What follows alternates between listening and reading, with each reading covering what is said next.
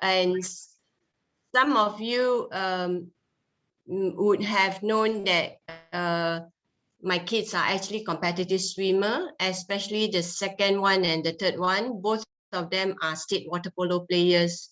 And when they were young, I used to send them for swimming almost every night.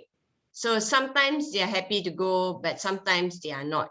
So being in competitive swimming and state water polo player, they really have to train almost every day. So most of the time I have to push them and motivate them to go for training. So in my heart, I was thinking, if one day they'll turn around and, well, at that time, I must say I'm not really active into sports. So in my heart, I was telling myself, one day they may turn around and tell me, Mommy, you also didn't exercise yourself. Why you send us for training every night? So since then, I tell myself, I must set an example for them. So that's how I pick up running and hiking. And when I started, I find that I really enjoyed it. It's one of those leisure activity that I distress myself from work. So that's how I pick up this activity. So I do hope that everyone will still continue to keep active during this pandemic and for years to come. And back to this journey of, well, we are 14 years old this year, and I'm really glad to see a lot of you have been so active in the alumni network, and a lot of you have done really, really well. It has been a long journey. Next year, our dental school will be 15-year-old. So like what Janyang has mentioned about homecoming king, homecoming queen, and also tailgating, I really, really hope that next year you can book a date with us to celebrate this important milestone with us. So we will be 15 years old next year. So we will be having a 15th anniversary dinner towards the end of the year in November. So once we fix up the date, we will definitely inform all the alumni. I really hope that we can see your lovely faces, during this 15th anniversary dinner. And we definitely will have a concurrent alumni gathering as well. And in November next year as well, there will be a huge homecoming event that the alumni office is organizing. So again, it's in November. So do come and join us for this homecoming event so that we can rekindle our friendship, relive our fellowship. For the past 15 years, we have come a long way. We started the BDS program. I still remember I was the second staff who joined after Prof. To, and within a short period of time, we get the approval from MQA to start the BDS program, and we are grateful that we have managed to attract our first batch of students like Jun Ai here, who have just graduated from her postgraduate studies. So she's now a full-fledged orthodontist. And we do have other alumni as well who have also become specialists as well. I know Jin Lin. Junai, you remember Jin Lin? He's a prosthodontist now working in Singapore. So we do have a lot of alumni who have done really, really well and who are a successful entrepreneur in their own right, in private practice. A lot of them have started to own group practice even within a short space of time. So I must say I am really, really very proud of all our alumni. It's a small school compared to a lot of other dental schools. Despite a small school, you are the elite ones. you have emerged despite the challenging journey in the first few years when we are trying to settle down. So from a BDS program, we have grown. We have managed to launch our PGDID program in 2016. That was our first postgraduate diploma in implant dentistry, and some of our alumni are graduates of this program as well. For example, Joseph Tan, who is now working in IMU. And for our current batch, we also have 3 of our alumni here as well, which Viren is one of them. We also have Kahui as well. So, you know, I'm really, really happy to see that our alumni has grown from strength to strength, from a BDS degree to postgraduate degree, and doing so well in the private practice. Even when we conduct CPD programs, we do see our alumni coming back to enhance their skills and knowledge. Like what Janyang has said, you come back to your alma mater, to a safe place, a comfortable place to enhance your skills and knowledge. So I hope that we can see more and more of you in the events that we are organizing. So next year, we are also organizing a conference as well. The conference will be held on the 23rd, 24th, and 25th of September. So put down in your diary now, yeah? So that weekend belongs to IMU. So I can promise you it will be a very interesting and informative conference. So book in these 2 dates with us for the time being. We will definitely have smaller events in between. So do come back and join us. Like I said before, it's really, really nice to see familiar faces. I can totally relate to Janyang in that way because I graduated from UM and I was teaching in UM for 10 years. So whenever I go back to UM to lecture, to conduct workshops, it feels really, really special. Not only the people, the places as well. You know, some of the nurses have seen me grown from students to lecturers and now the dean. You know, it's really, really special. So IMU, stay with us all. All right. So I would like to wish you a very informative and fruitful events. Although we are online, we can still chat with each other, yeah? So you can unmute yourself, feel free to chat with us, put in the chat group, put in your thoughts with us, whatever you want to tell us, do send in messages to us. All right, so have a happy learning and happy rebonding. The floor is back to you, Janyang. Thank you. Thank you. Thank you so much, Prof. Xiao, for the inspiring and also heartwarming message. And also thanks for providing a sneak peek about what is to come next year, about the 15th anniversary and a big homecoming event. I don't think we can do tailgating, but I do look forward to any alumni dinner. Yeah, I also congrats Dr. Chong for recently graduated. All right, so let's take a photo session with Prof. Xiao. All right, everyone. So kindly turn on your camera and take a photo with our Prof. Xiao. Angela, you can take the photo, right?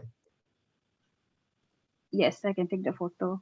Okay, let's give some time. Everyone, please on your web video cam. Oh, hi, Yeah, Dean. Hi, Indu. Hi, Prof. Hi, Tinjin. Hi, Prof. Sorry, I Mabel, muted. hi. Where are you, Mabel? I'm in my room in Hong Kong. So you're working in Hong Kong now? Yes, I'm working in Hong Kong. Yeah, So I'll you share meet my up. experience later. Yeah. You meet up with who? I'm just trying to think the one Chen in Lian. Chun Lian and the other girl. who is Simi. The one is Shen Wei's batch one. Yue Yu, is it? Tan Yue Yu. Oh yeah, Why? YY is also in Hong Kong. Why? Yeah. Yep. A few Malaysians here. I'll be Yeah, hi, taking the morning, group everyone. photo. Please turn on your camera. Yeah, please turn for on your photo. camera. Yeah. Okay. I'll take Okay, one I now think, first. you can Yeah. proceed. 1, 2, 3.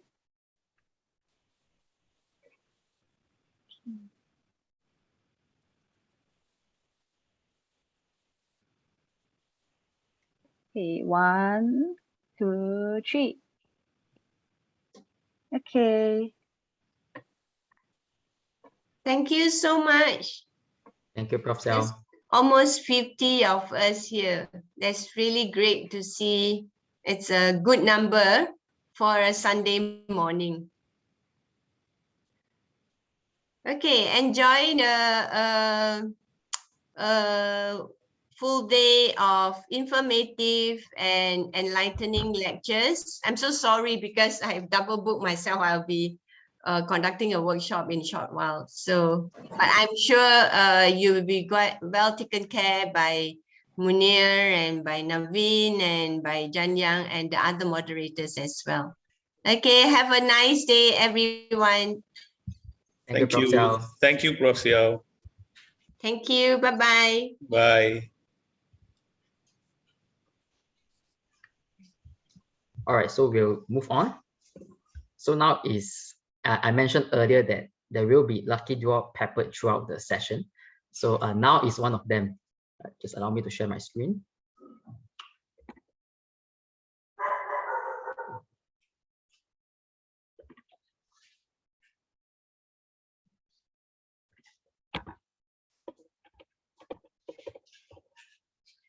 All right, so the rules for this lucky draw is, not really lucky draw, it's quite simple. We'll play a mini game also. Participation is open for everyone, including alumni or student. So we'll just give a short quiz in the form of MCQ or short answer questions. But don't worry, we are not asking about very theoretical knowledge. This is not EOS exam. So you can type your answer in the chat box. So the criteria for winning is you have to get a correct answer, and also the fastest one to give the correct answer will be the winner. So the prize is actually 50 ringgit e-wallet cash. So now you try to think, how do you earn 50 ringgit? If you do locum, you need to work 2 hours. If you work as GSC, as the popcorn dispenser guy, you need to work 1 whole day. But today you have this rare opportunity to get your hands on 50 ringgit by just answering 1 question. All right, so get ready. I'll go for the first question right now. All right, so my question is, who is the founding dean of IMU School of Dentistry? So I need you to type the full name of the founding dean, okay?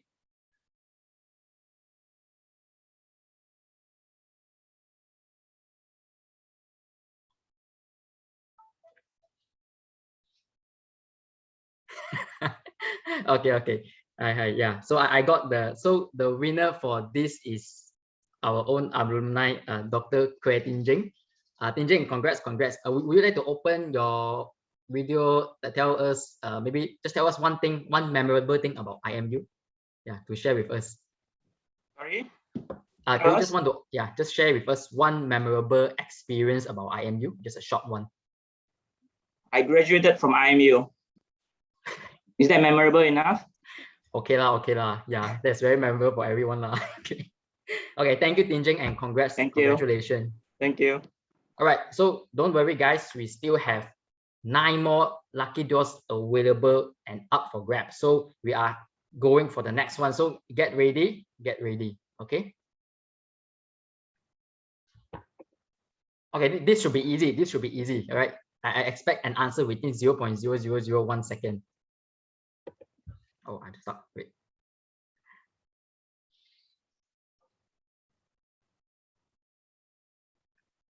Yeah, so when will IMU celebrate its 15th anniversary? What year, right? Is it 1994, the year I'm born, or Hi, wow, very fast. TYS. Hi, TYS. Could you like to open your camera, tell us who you are, which batch you are from, and one fun fact about IMU? Yeah, anything. Ying Xuan. Hi, Ying Xuan. Are you there? TYS, aka Ying Xuan. Yeah, do you want to just tell us about your name, which batch you're from, and any fun experience with IMU? Yeah, Mabel is correct. We miss your face. Please say hi. Oh, okay. okay.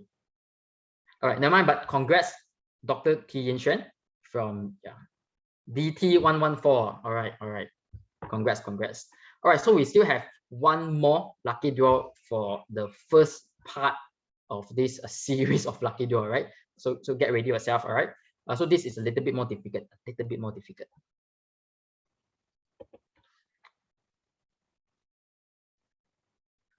Okay, so IMU maintains this is a multiple choice question, everyone. So IMU SOD maintains its relationship with many partner universities in what country?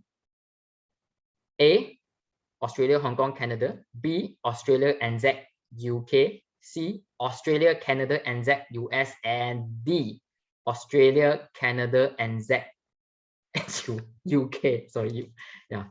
So which one is the correct answer? Yeah.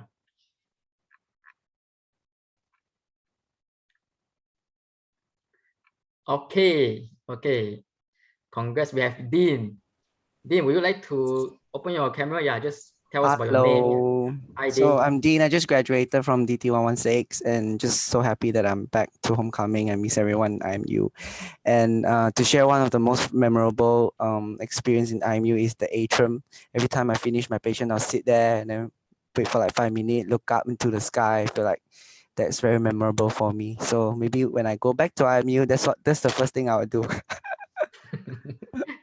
All right. Yeah, I hope everyone is well. Thank you. Thank you so much, Dean, and congratulations. Yeah, I think I agree with you. That is quite a nice place to look up through the window, right? Yeah, look at the sky. Yeah, it does brings back memories also. All right, so congrats, Dean. So that concludes the first part of the lucky draw, but stay tuned. There will be 2 to 3 more, right? All right, so we'll move on to the next part of our alumni homecoming. All right, so we know that alumni is so much more than a collection of students that just graduated. Actually, in IMU, there is this department that is dedicated to the management of alumni affairs. And so we from the chapter has worked together with them, and they are very reliable partners of ours. And this is led by the unit head of Alumni Relations Office, Miss Indu Mati Kasawan. And so we are very honored to have her here today to just tell us a little bit about what Alumni Relation Office and Alumni Association Committee is. Miss Indu Mati, the stage is yours. Thank you so much, Janyang. I mean, truly appreciate. I think I'm joining this homecoming, dental homecoming for the 3rd time. So I'm very proud to be here. And even though we couldn't meet up physically, but virtually it's still being done well. I think it started off with Dr. Tan Wan Yi, and then of course I worked with Dr. Jun Ai, and then every year, last year was with Dr. Athena, and now with Dr. Viren, and also Janyang is here to host us. So it's been a journey for myself as well, being a part of this alumni team groups, especially dentistry. Y'all will always have a different level of benchmark for me because y'all are very much closer, and always every year there is something new and something initiative and exciting things that you always do. So glad that I'm here. I am not sure whether I can share screen. Yes, I can. Okay, just a quick run through on what can alumni office support and do, but I'm not going to take too much of the time because only 10 minutes is given to me today. So I definitely want y'all to hear to the talks more because it's much more informative and much more related for today's session.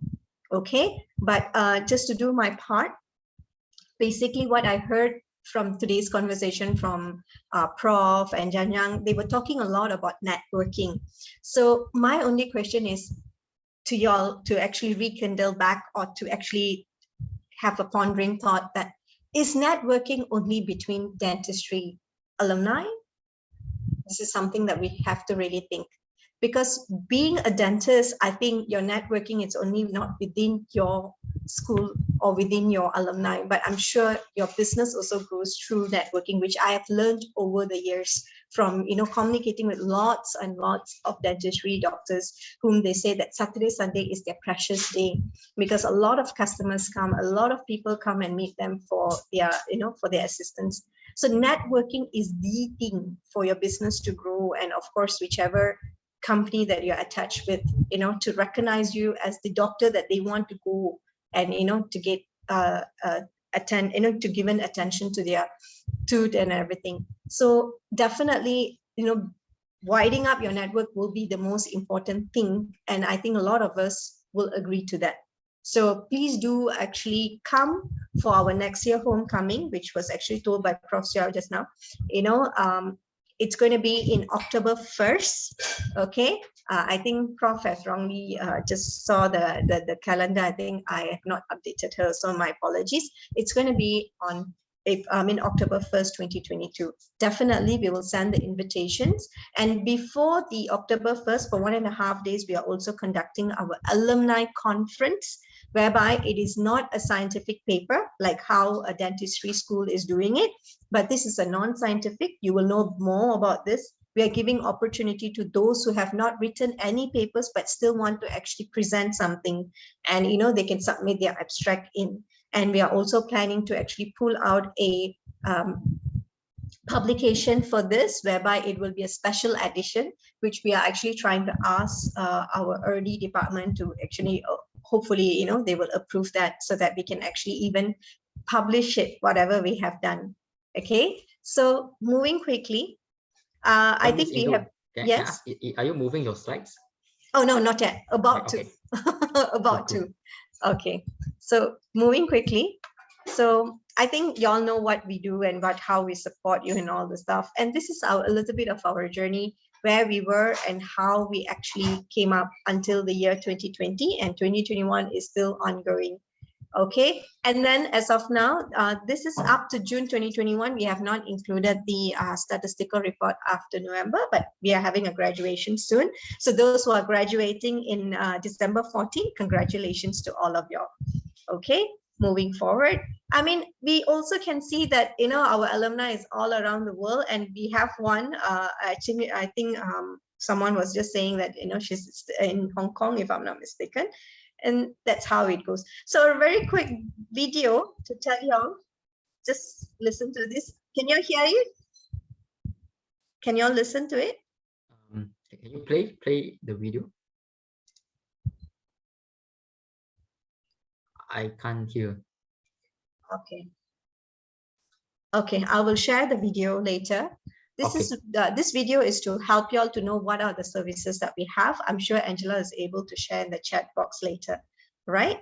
Okay, so what are the benefits? I think we have run through the benefits several times, and I'm just going to run through. I mean, while I'm talking, y'all can just quick read up on what is happening. You know, being an alumni, you actually still have lots of benefits that is actually being laid down for you even after you have graduated. So those who are still yet to know what are the available benefits, as I'm actually talking and explaining to y'all, y'all will be able to see what are the other benefits that's available. So those who are about to graduate and from IMU, not the partner school track, but those who are graduating from IMU, you still have a 12 months free counseling session, which you can actually get in touch with your counselors if you do need actually any additional hand. And of course, we always wanted to have a homecoming, and it's happening, like I said, next year, every 5 years. And we are also giving out awards, 4 awards. It's called Young Alumnus Awards to our alumni. So, and also with an honorarium, with a certain amount of money that will also be given to the award winners. So we will actually also post that out for this year, starting in December, so that y'all can start nominating your peers that you think that they actually fulfill those criterias. Okay, And then, of course, the library is still accessible, but physically. And whatever journals that you need to actually get access to, apparently now library officers has actually spoken to us, and with numerous requests from alumni side, we were asking that is there by any chance that we can actually get access to the journals. So the library actually gave these options to us, where the Alumni Association Committee has also been actually speaking to them, but it's still on the negotiations state, whereby those who are really interested in certain journals that they want to get access to, they can drop an email to the library assistants, and they will actually seek out that particular journal for you, download it for you, and send it over to you via email. Or you can walk in anytime to the physical library, and if you're interested to access to any journals and everything, they will assist you with it. So since we are unable to actually get access to the journal, not being as a student, but being an alumni, there's an subscription issues that we have, but we still have other options in order to actually get that done. Okay, so these are the few engagements that we have done. Of course, up to 2019, 2020, and 2021, we are unable to do any physical events, but hoping 2022, we will be able to do those active events as such. So I'm sure Dr. Viren and the rest of them, especially Prof, also was actually telling us how we can actually engage ourselves, like how we can start back having this kind of physical meetup, but with the limited, maybe hybrid session as well. Okay, all right. And then, of course, we want to know how you can actually contribute all your stories. Like recently, we also published it, Dr. Manoj's story, being a dentistry doctor, but he's also have a different level of passions, and how the passion is actually growing the same time together with him. And then things that you can contribute. I'm sure School of Dentistry is very active when it comes to community service. I've seen a lot of contribution from your side, especially working closely with Prof. Koo and IMU CAS. It's really, really awesome. But then again, we have already established a community chapter. So definitely y'all can join force with the community chapters to do certain or any activities, because a certain amount of money has been allocated for the chapter personally, because we would like to encourage more and more alumni to be out there to do a lot of community service as well. Okay, we also started off an alumni buddy program, which is right now we are currently working with Dr. Navin to actually start up the alumni buddy program for those who are in partner school track. Okay, so we will be doing for dentistry program as well. So we are looking forward to do this, because alumni who have actually graduated is also our alumni, and alumni who have been transferred to partner school also becomes our alumni. So that's how they come in to support the juniors who are about to go to the partner school, how they can actually support them. Okay, and then of course we love to write a lot of stories about y'all. Please scan the current QR code that's available here, so that you can actually share your stories or your friends' stories, or whoever have inspired you. And then definitely the IMU editorial board will support this. A lot of you all will be wondering who are our alumni association committee members. They are the one I don't have to read out their names, they are there, so at least you all recognize their faces. And then of course, next, under this supervision, we have a few chapters. And the first chapter that was actually established is the dental chapter. And this is the second batch that has actually taken over the dental chapter. So for next year, there will be another election round that will be taking place for the dental chapter. And we would love new faces, new initiative, because Dr. Viren, Dr. Eunice, they all have been here, supporting us. So is Janyang and everyone, for this whole year, and they've been doing an excellent job. Okay, so I really hope another new batch, new faces, new active people like them come on board and make more things more exciting, because next year it's going to be in conjunction with the 30th anniversary. So a lot of new activities to support the school as well is actually taking place. Okay.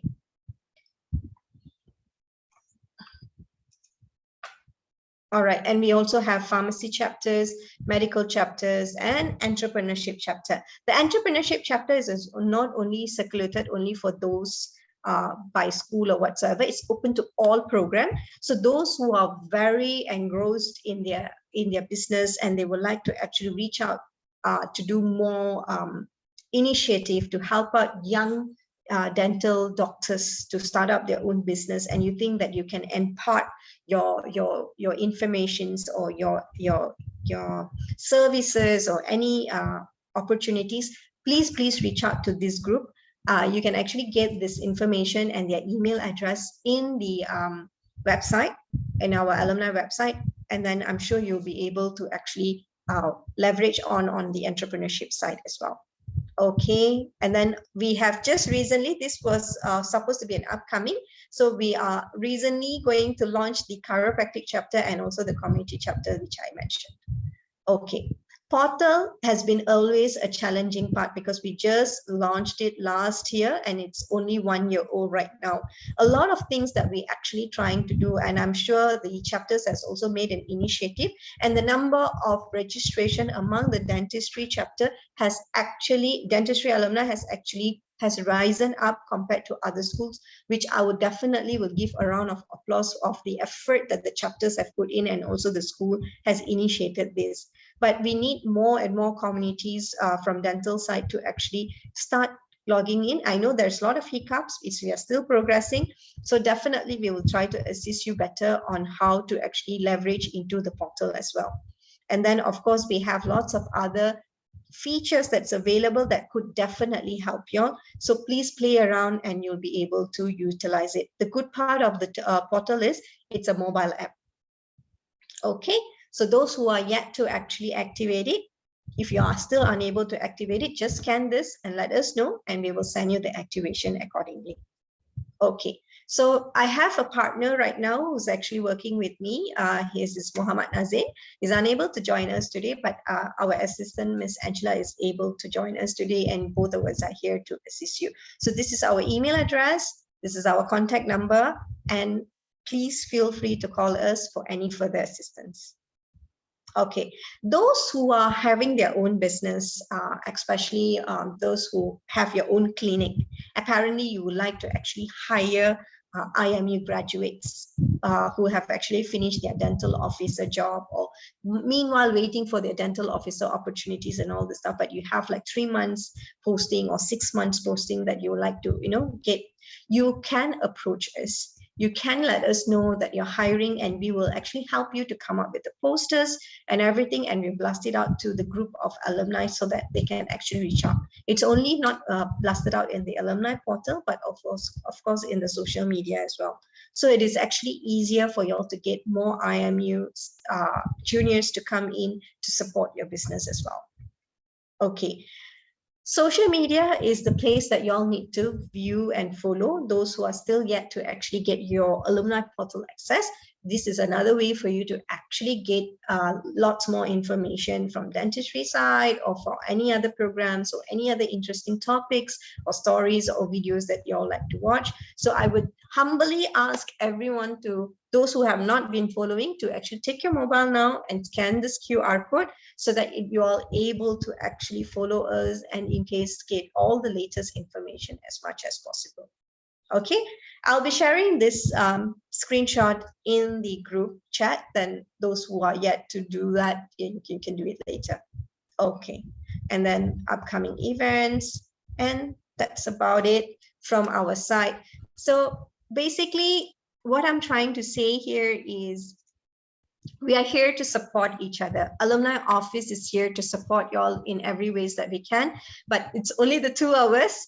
So we are trying our level best to do as much as we can to support as many as possible, and I'm sure the chapters are there also to support you. So if you need any further inquiries, or you all have anything that y'all would like to ask, we will try our level best to give as much as support as we can. And for today's oh yeah, Dr. Viren and Janyang, I also would like to contribute one of a gift to the homecoming dentistry. I mean, y'all are doing some lucky draw as well, right? So Yes, if, yes. if at all, if y'all can let me know who is the lucky draw winner, one or two of them, because I have a very, very nice exclusive wine opener, you know, Okay. and it is very nice. So I would like to actually give that out as one of the lucky draw item. So do let me know who are the winners, and then we will actually personally post it over to them. Miss Okay, Indu, so- you're looking at them, 1, 2, me and Vivian. Okay, Joking, joking. I thought the committee members are not winning. Joking, Okay, joking. no Okay, worries. we'll do that. We'll do that. Okay, do let Thank me you so know. much. And Angela, okay, thank you so much from my side. I hope I didn't take much of my time. I hope I finished it within 10 minutes. Thank you Okay. all. All right. All right. So thank you, Miss Indu, for the sharing. It's very complete, comprehensive, and I really like your introspective input about how networking is not just within the profession. We have to be able to work with a diverse group of professionals. Now, thank you so much.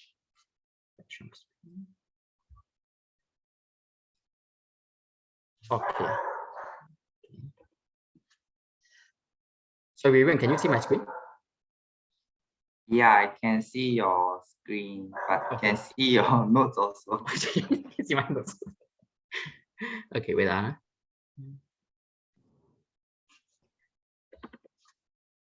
I might just do like this. Okay, so next we have Dr. Lim Vivian to share an introduction about Alumni Dental Chapter. So I think Vivian does not need much introduction. So he is the top student of DT114 with numerous accolades. He is the president of Dental Alumni Chapter, aka my boss. He is a very eager and motivated clinician who share a lot about his high quality dentistry in his professional Instagram. So do follow that. And most importantly, he is also the owner of a very proud French bulldog. I mean, look at it, isn't it just adorable? The bulldog looks more like a pineapple than the real pineapple. All right, so without further ado, Vivian, the stage is yours.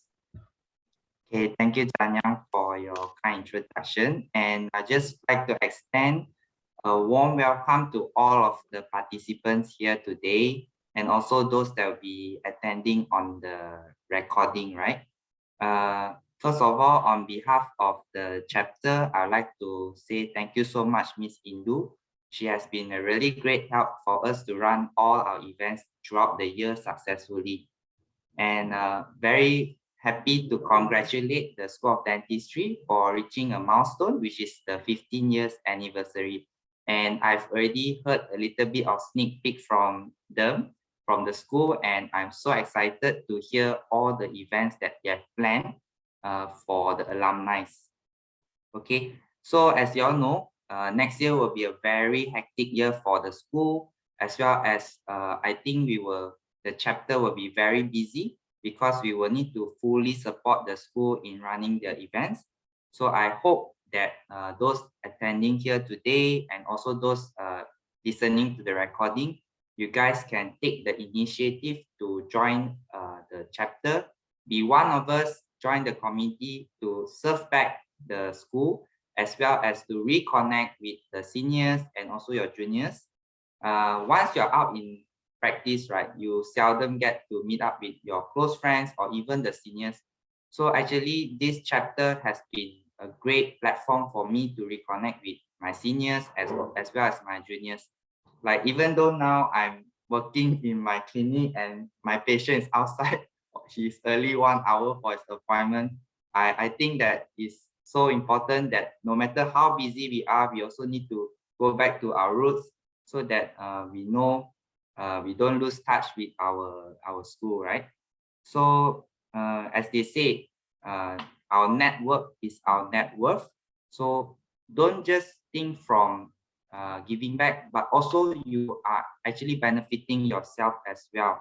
So I hope that you guys after today can think about it and join, hopefully consider joining us as a Dental Alumni Chapter. Okay, thank you so much, Danya. All right, thank you, Dr. Vivian, for such a positive message.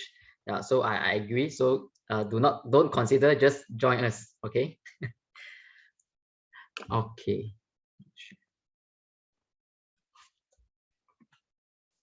All right, so we are getting into the heat of it. All right, so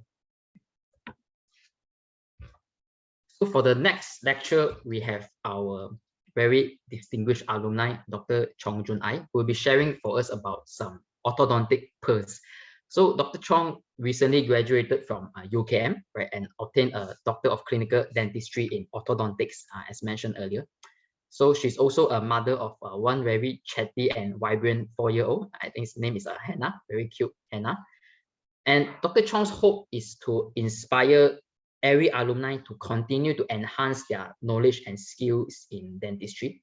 And I can attest to the fact that Dr. Chong does live true to these words, because I remember when I was still in BDS, Dr. Chong was a tutor, and that time she was pregnant. But yet she was also teaching us about provision of dental care in pregnancy. Also during this period when she should be worried about her own pregnancy, she's teaching us about how to manage pregnant patients well. So I can really see that she's really enthusiastic about giving back to the alumni and the juniors. So may we have Dr. Chong on board to share with us about orthodontic pearls. Dr. Chong. Thank you, Janya. Can you hear me? Yes, I can. All right, I'm going to share my screen, okay? All right. Is my slides all right? Still wait. Yeah, okay, can. Okay. Good morning, everyone. I am so excited to be here to share with you some orthodontic pearls.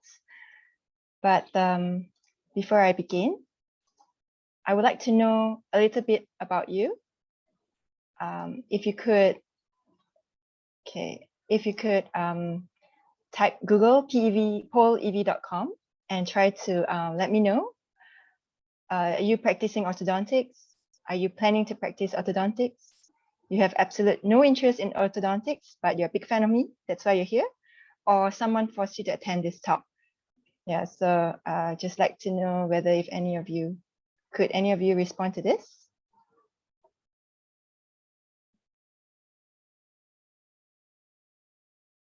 Sorry, no 50 ringgit voucher for this. Got wine opener. Yeah, oh, wine opener. Okay.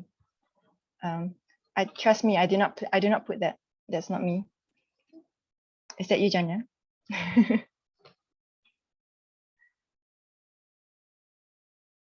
Yeah, thank you very much for responding. So at least I can tailor my talk to go in more detail or not.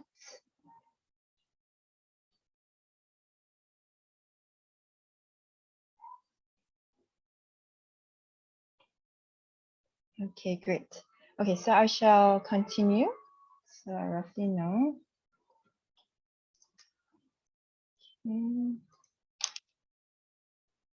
All right. So how does an oyster form a pearl? Have you ever thought about that? Well, the beautiful pearl, it's actually formed by an irritant trapped within the oyster. Then the oyster forms the aragonite that coats it with its beautiful and make it so expensive. Similarly, the orthodontic pearls I'm going to share with you today is about my challenges, experiences, and observations of my postgraduate studies. And I really hope that this would be beneficial for you. So this is going to be pearl number 1. Okay, so Nelly came to me. She complained of jutting out fang teeth, Draculite looking teeth. She wasn't very happy with her smile. She was 15 years old. She had class 1 malocclusion on a class 1 skeletal pattern. This is her DPT at preoperatively. So she had a missing upper left 6. I extracted that because it was a retained root, and she had a congenitally missing lower right 8.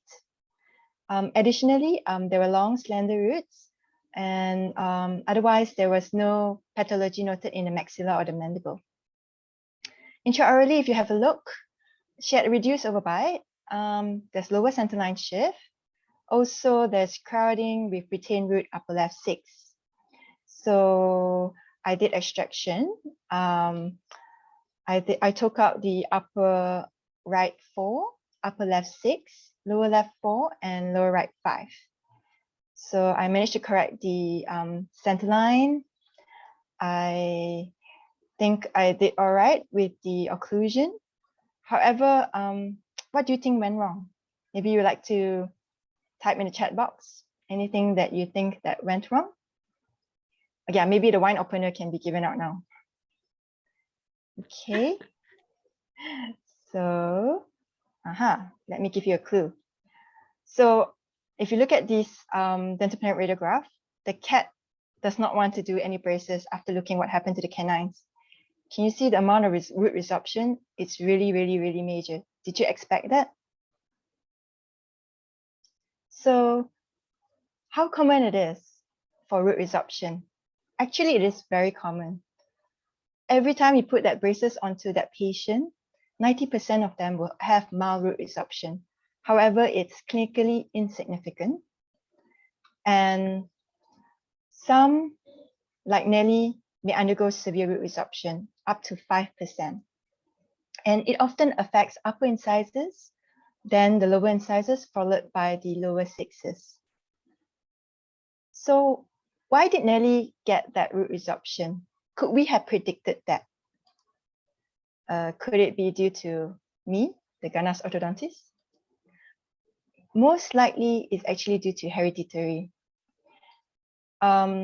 Individual susceptibility. I've shared this case to many people, and there's no way that I could have known that she would be susceptible to root resorption. Besides that, we have to look at the root forms. If they have long slender roots, pipette-shaped roots, they're more likely to have root resorption. And also, if they said that they had dental trauma before, it's advisable to take periapical X-rays, because if they have existing resorption, they're more highly likely to get further root resorption during the treatment. Definitely, if you prolong the duration of treatment, they will have increased risk of root resorption. And think about the type of tooth movements that you're planning to do. Intrusions would cause more root resorption. And really, I can tell you, it's an essay question. There's so many factors involved. So what do you do if you have a patient like that? I suggest you to take a picture of this slide. It's quite useful. You can Google this paper. It has a lot of tips in it. But as a gist, for busy clinicians like you, I would like to share with you what did Sondenschke 2020 mention. As a diagnosis of root resorption, especially in patients with extraction treatment, it is advisable to take a DPT at 12 months. And before you even start, please consent, please inform your patient about their risk, okay, especially if there's an extraction treatment involved. And let's say you do take an X-ray and you saw what I saw, what are you supposed to do then? You have to re-evaluate the treatment goals and plans, talk to the patient. Perhaps you have to debond the patient, or if the patient chooses to continue, it's preferable to stop the orthodontic tooth movement, put it passive, and once you start after 3 months, so that the roots can heal, then you can take a new DPT at 6 months after restart. And after debond, inform the patient, reassure the patient that the root resorption will stop after debond, and it will not lead to pain or discomfort. However, you have to tell them the affected tooth may be mobile, and it may be lost earlier if periodontitis occurs. So therefore, you really need to do periodic screening of periodontal disease. So the WHO probe would be your next best friend, or your periodontist. So my pro number 1 is consent. I know all of us consent to root resorption to our patients, but really, if you have such a severe case, how are you going to talk to the patient? I think it could be a medical issue, litigation issue. So please inform the patient about this. Moving forward to my Pearl 2. Braces is a life-changing event. For you and for me and for everyone who has experienced braces, it's painful, very painful every month. And they have a diet change. You can't eat your kerpot leko, your muruku, or else the orthodontist will scold you for taking up for debonding the brackets. And also definitely there's appearance change. Additionally, the duration of treatment can go up to 2 years. You witness the patients going through many life milestones in their life. They graduate from university, some get engaged, some get married. I even receive invitation cards from my patients. Some change their jobs. They can't come at the usual time. They have to change it. Very difficult for them to come for their appointments. Some are maybe even expecting. You can notice a lot of changes in their mouth. Their gums bleed more. And oh yeah, they have growing families. When you WhatsApp them, you can see their profile pictures, from 1 become 2, become 3. So as a UCAM postgraduate student, we often receive transfer patients from a senior when they graduate. So I received this case from my senior. Yes, and the folder is usually very thick. We have to go through what has been done for the patient. So this is, for example, I received a 17-year-old Malay female, and she was medically fit and healthy. Yeah, most of our patients are young, so they are healthy. You don't expect anything much. She has no known allergies. Everything went well upon a retainer appointment. However, she failed to attend, which is very, very surprising because at the bond appointment, we often stress the importance of wearing the retainers and for them to come immediately to get them the next day. So I was really surprised. She was the first person I have debonded and did not come for retainer. So I gave a call, and her brother picked up, and the brother told me, "Doctor, I'm sorry. When she came back from your appointment yesterday, she went to the room. She locked herself inside. She refused to come out. It's been 1 day. She hasn't eaten. She refused to talk. Just locked herself in her room." I was seriously very shocked to hear that. She was really happy at day of debond. I can attest that we did a good job. We fixed her occlusion. Her smile was perfect. And so I called my senior and asked her about the history of this patient. And she told me, actually this patient had a history of hysteria. When she was in ashrama, that happened. So I went back to look at the thick folder of the notes. And guess what? Yes, in font size 8, really, really small handwriting, it stated there, depression, something F4, I think Form 4 in Johor, move school under review at HKL PSY. And it really, really, really clicked to me. All right. The importance of updating your medical history. I felt that I could have done better. If I had known this history, I could have, informed the parents or the brothers or sister to come for the debond review, debond appointment.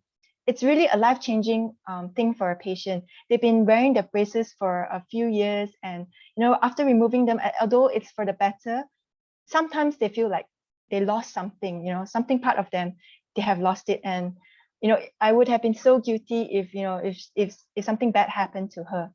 So I really, really want to stress that you have to update your medical history. And how do you do that? Because I know it's really kind of weird. We see our patients every month, and do you ask them every month? So I feel you should consider creating a 6-monthly checkpoint.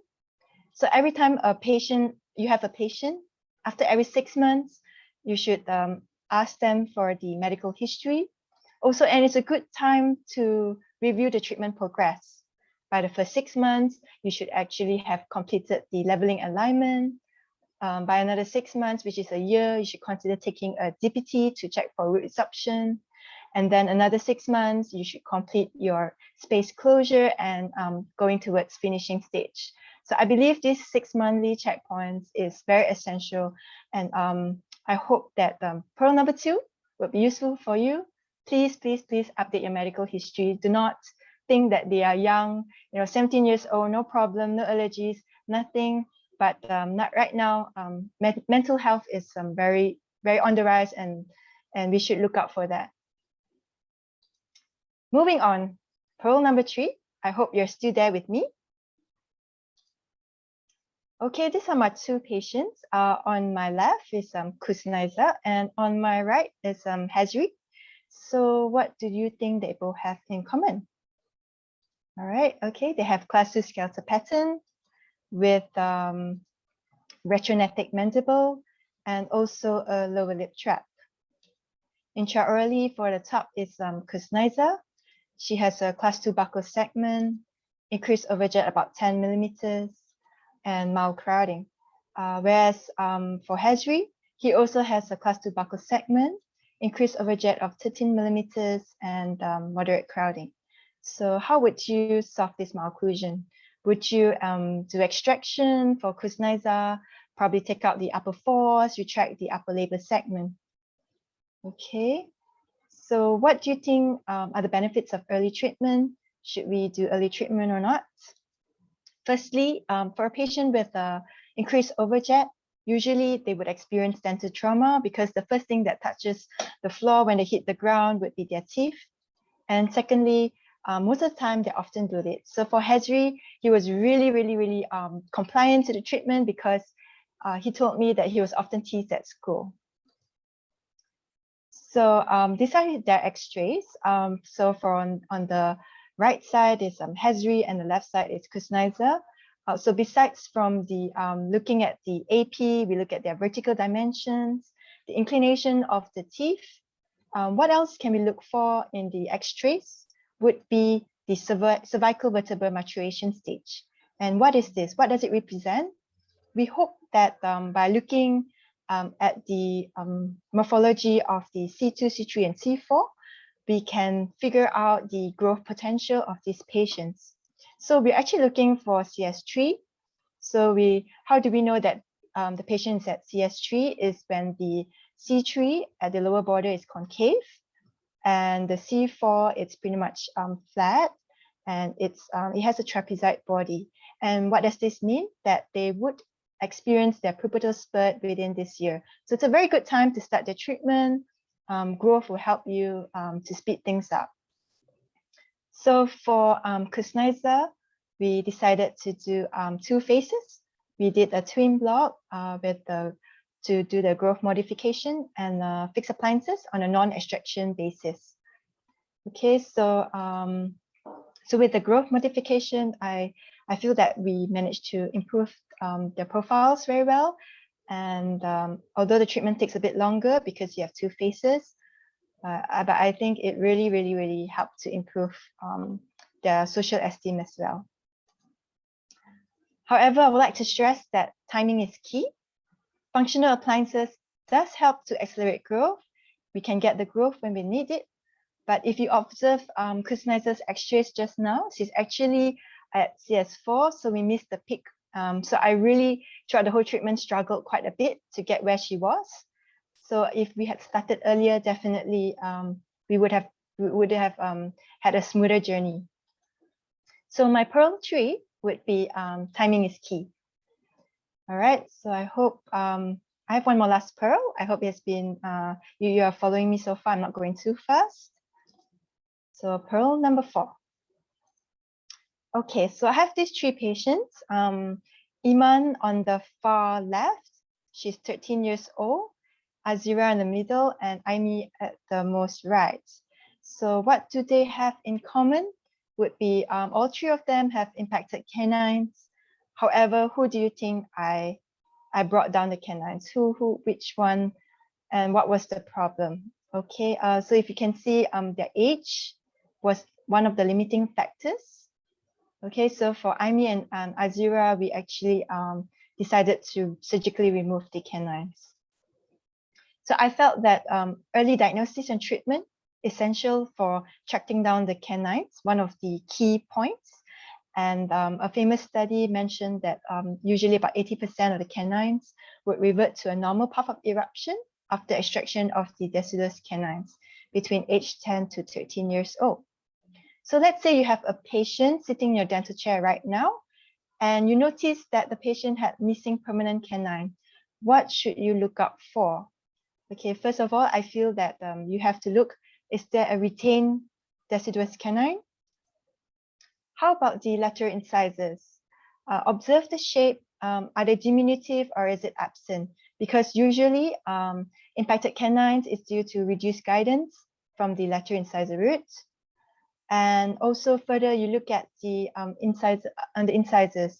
Are they procline? If they're procline, it gives you an idea where the position of the canine. Most likely it's lying labially at the root. That's why I'm proclining the crown of the lateral incisor. Also, check for mobility and discoloration of the adjacent teeth, because this may indicate severe resorption from the impacted canines. And don't forget, do palpate both buccally and palatally to try to localize the unerupted canine. Furthermore, if you have a patient above 11 years old, it may be a good thing to take radiographs to have a look at where the canine is. So the DPT is right in your face right now. So what do you look out for? You know, you see the canine there, and so what do you see? First, think about, is there any obstruction? Do you see any supernumerary, any odontome? Okay. How about any dentures? Because if there is any, highly likely you have to remove the canine, you know, and enucleate the cyst. Also, look for the Cs and the root, any root resorption. What's the prognosis of it? And definitely look for root resorption of the adjacent teeth, because if it's severe, you may have to remove those teeth and bring down the canine. Also, look at the height of the canine to the occlusal plane. So as you see in this X-ray, it's pretty high up. It's quite, it will take a very long time to track it down, because it takes about 3 millimeters every 6 months. Also, you look at the apex of the canine, whether it's open or closed. So if it's open, definitely yes, eruptive potential and makes it easier to track down the canine. Also look at the position of the apex. If it's at the canine region, that's where it should be, and it will be easier. Also, you measure the angulation of the canine to the midline. So it would be poorer prognosis if it's horizontal or like 90 degrees. And very importantly, look also about the canine and how far it has gone. If it's past the, you know, the lateral incisor and heading towards the midline, such as in this case, it's really poor prognosis. Okay, so you have the X-ray and you wonder, is it palatal or buccal? Okay, I'm sure you know about the slop rule. You have learned it in undergrad, so I will not talk further about that. And also, all of you have your Changi clinics right now. You have CBCT, you don't have to think about this, but what if you're in a rural clinic? You only have an DPT, so what can help? What can you do? How can you predict where the tooth is? Well, this is a tip. If you notice that the canine is much wider than the central incisor, it's most likely palatally impacted. And why is this so? Because an impacted canine is usually found at a, because the ray, the extreme beam, is usually coming from the back of your head. So that's why the palatal teeth are projected at a higher magnification. So you can see in the CBCT, you're right. Yeah, it's palatally displaced, and for this case, we surgically removed the canine. So after all the examination and the X-rays, so what do you do? Well, if the patient is 10 to 13 years old, you may consider extracting the deciduous canine, and bilaterally would help to prevent midline shift. And you have to monitor 6 monthly and follow up, make sure that until the permanent canines erupt. If there's no improvement, you may consider other treatment options. You can either open or close exposure and track down the canine, or surgically remove it if it's at a poor prognosis position. So yes, this is my 4th pearl. I feel that early diagnosis matters. You know, if we detect this problem early, we can get them referred to the orthodontist and get them down their canines. So my learning outcomes for today is consent. We consent about root resorption all the time, but what if it's severe? Make sure the patient know that this may happen to them. Do update your medical history. We know this since undergrad. We've been hammered this into our head, but do we actually practice it? So just to remind ourselves, do that 6 month checkpoints. It will be really useful. And third, timing is key. Catch the growth. It will help you tremendously. And last of all, early diagnosis matters. Help those who are doing braces, refer to them early, and so we can do good treatment for our patients. So before I end, I really like to thank IMU because of sponsoring my studies. I really could not have been able to afford it.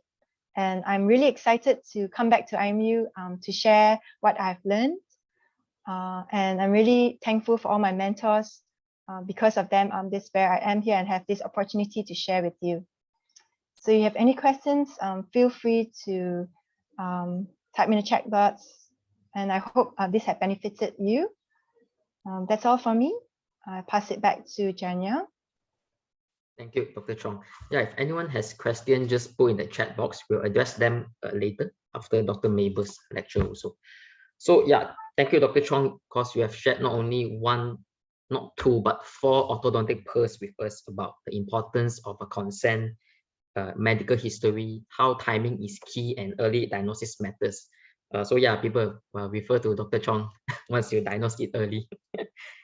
Okay. All right, thank you. So let me share my screen.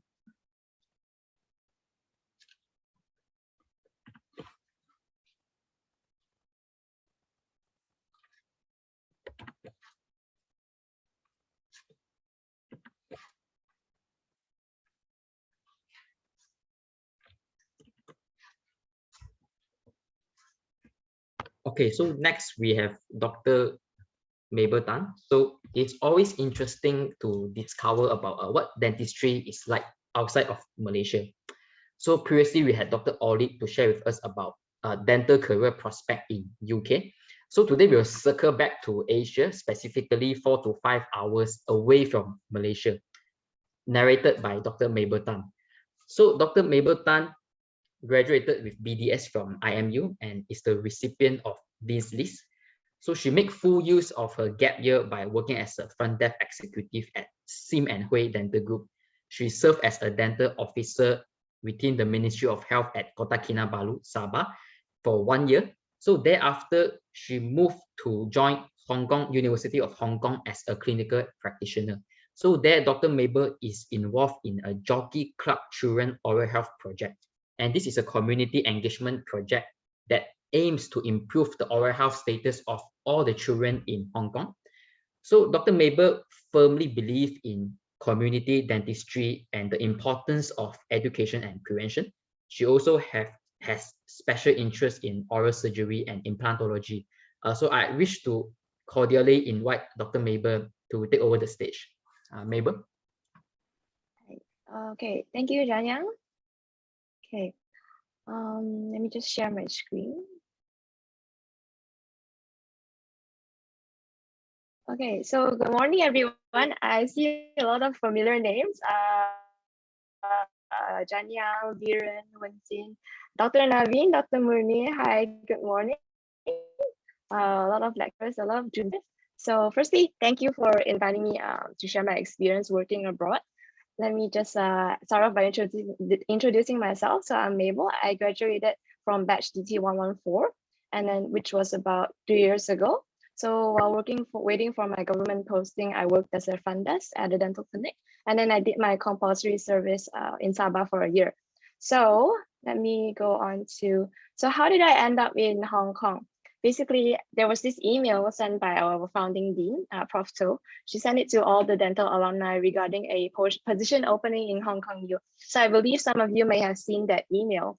That was around March last year, and it was the peak of COVID outbreak. And then my KP just stopped providing regular dental services. They only did emergencies. So I was a little bit bored, and then I saw the job offer, and the job offer mentioned a community project where we would have to provide outreach service to kindergarten children all over in Hong Kong. And on top of that, we would also have to give oral health education to teachers and parents in Cantonese.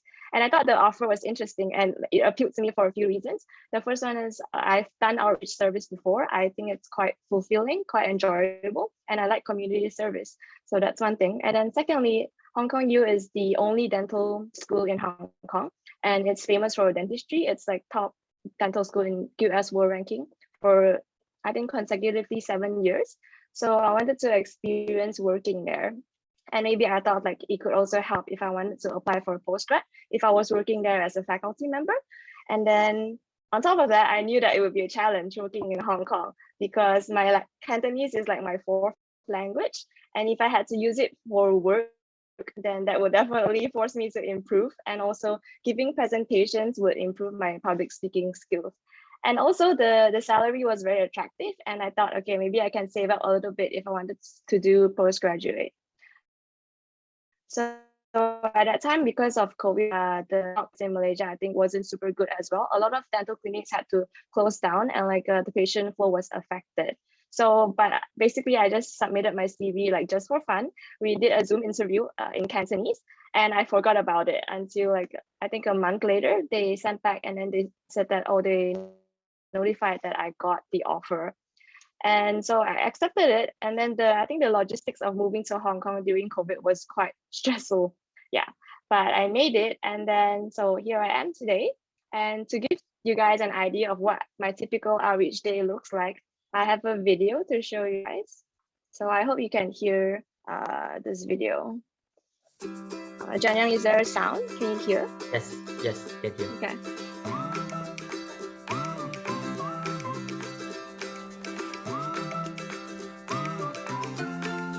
Hello，大家好，我係 Alfred 許廷鏗啊。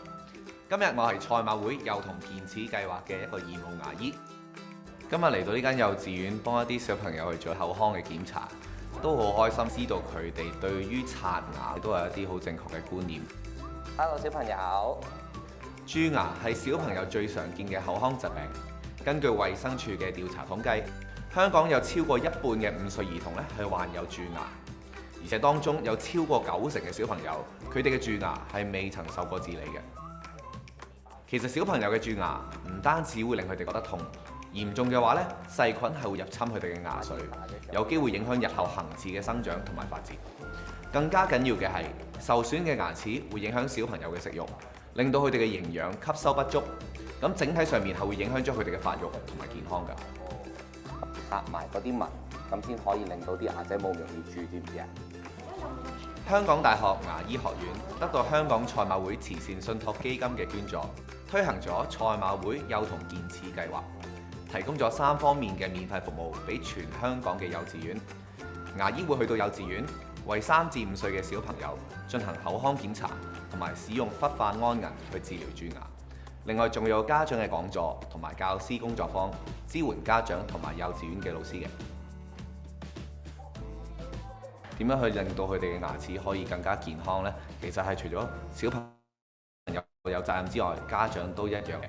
所以希望更加多嘅家長學識點樣去令到佢小朋友關注多啲自己口腔健康。咁我亦都希望可以有多啲機會去接觸多啲唔同嘅小朋友，去到更加多唔同嘅幼稚園，去幫佢哋去檢查牙齒，同埋希望可以將呢一個信息俾更加多嘅人知道。另外，我都呼籲更加多嘅幼稚園同牙醫參與賽馬會幼童健齒計劃。Okay, so for those of you who don't understand Cantonese, the dentist is basically explaining that during outreach service, we will first get the children comfortable, and then we use like tell, show, do method to make sure they understand the process. And then after that, we do like a simple dental checkup and also charting.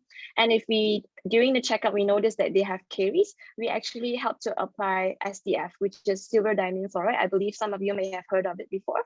So the Hong Kong U dental faculty has actually been very active in SDF research.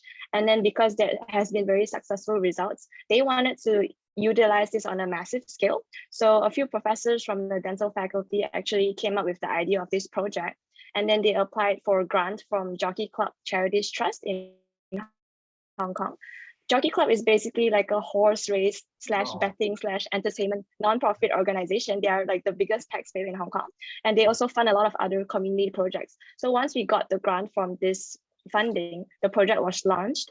And then, so basically after we do the checkup for children, if we notice that they have very severe tooth decay, we also do like individual consultations with the parents, either in person when they come to school to pick their kids up, or by phone to discuss like how do we improve the child's oral health. So aside from dental outreach, we also have oral health education, oral health talk for parents and for teachers as well, to educate them on like common oral diseases in children and also adults, how to prevent them and how to treat them. So this is sort of like the promotion that we do in government service. And we also do like more fun workshops with the teachers where it's for dental erosion, where we do pH tests for different beverages to show them like how acidic some of the drinks can be. And we're also hoping to launch a MOOC, a massive online open course for the teachers, where we will shoot a couple of videos for them and then they can watch it. And at the end of each module, they will answer some basic questions. And then after that, once they've completed their entire course, then they will get like a certificate. So basically, this is the gist of what I do. We go to different kindergartens all over Hong Kong. And then so for part of the university's engagement mission, there's this element called knowledge exchange. So where the faculty partners with non-university groups to improve oral health and well-being in Hong Kong. And our project falls under the community engagement sector. And so I was also involved in their Smiley Action Day. Smiley Action Day is another community service project where we provide free dental checkup, simple treatment, individual counseling, and also oral health education. So this can be held in community dental clinics or mobile dental clinics as well. But for these events, we usually treat more elderly patients, not children. So basically, our project has 8 teams, each led by a dentist, and we have 2 assistants working with us. So the entire of Hong Kong has like 1,008 kindergartens, and all of this is divided and assigned to each team. So each dentist will be having around 100 kindergartens under their care. And this is what our project schedule looks like. It looks very, very messy, super colorful, right? Okay, there's a lot going on because it's everyone's schedule. So one of our team is also a research team. So they are in charge of collecting data for postgraduate students. So sometimes we will also need to help out to do some special charting to collect data for their research. So aside from this, every month we also have like monthly meeting for dentists as well as the entire team, where we discuss things like progress update, like how many kindergartens have agreed to join our project. Like our KPI is supposed to be 85%, but as you can see, this is like very hard to reach. Like each one we have like 70% join rate, and then maybe 86%. Yeah, this is like the maximum. So many of the kindergartens here in Hong Kong, they are under a large organization. And part of what we do is networking and building connections and with the school and the organizations for them to be on board with this project so that it can run for many years. And this is actually a little bit harder than it seems. You might think like, oh, free dental checkup, why would you not take something that is free, right? But actually, like a lot of the schools have concerns, especially during COVID season, and then our checkup requires removing the mask and stuff like that. And the school sometimes might also feel that it's a lot of unnecessary trouble, or they might be liable to parental complaint. Yeah, if anything goes wrong with the project, or the school might already be very busy with other activities. So besides that, during meeting, we also discuss any new materials or topics for oral health education, the logistics of traveling and the allowance given. How do we get the dental materials for checkup to the school? So we have this system where like the dentist will, together with the assistant, we pack the materials, and then the dentist is in charge of getting it there to the school. And we usually use the courier service. Yeah, so that's some of the part of like our job of handling this.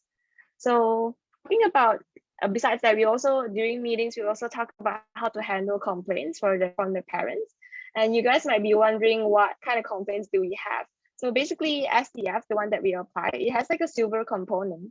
And if it accidentally comes into contact with skin or lips, then it will oxidize to silver oxide. And then that will actually leave a black stain. So sometimes parents will be concerned. They say like, oh, my child, like they have black stains on their face now. Is it permanent or not? So it's not permanent. After the epidermis layer renews, like maybe after 1 or 2 weeks, then it will be gone completely. Yeah, but we have to be very careful when we apply the SDF because when we're treating 3 to 5 year old kindergarten children, so sometimes they can be a bit like uncooperative. So it's a bit chaotic.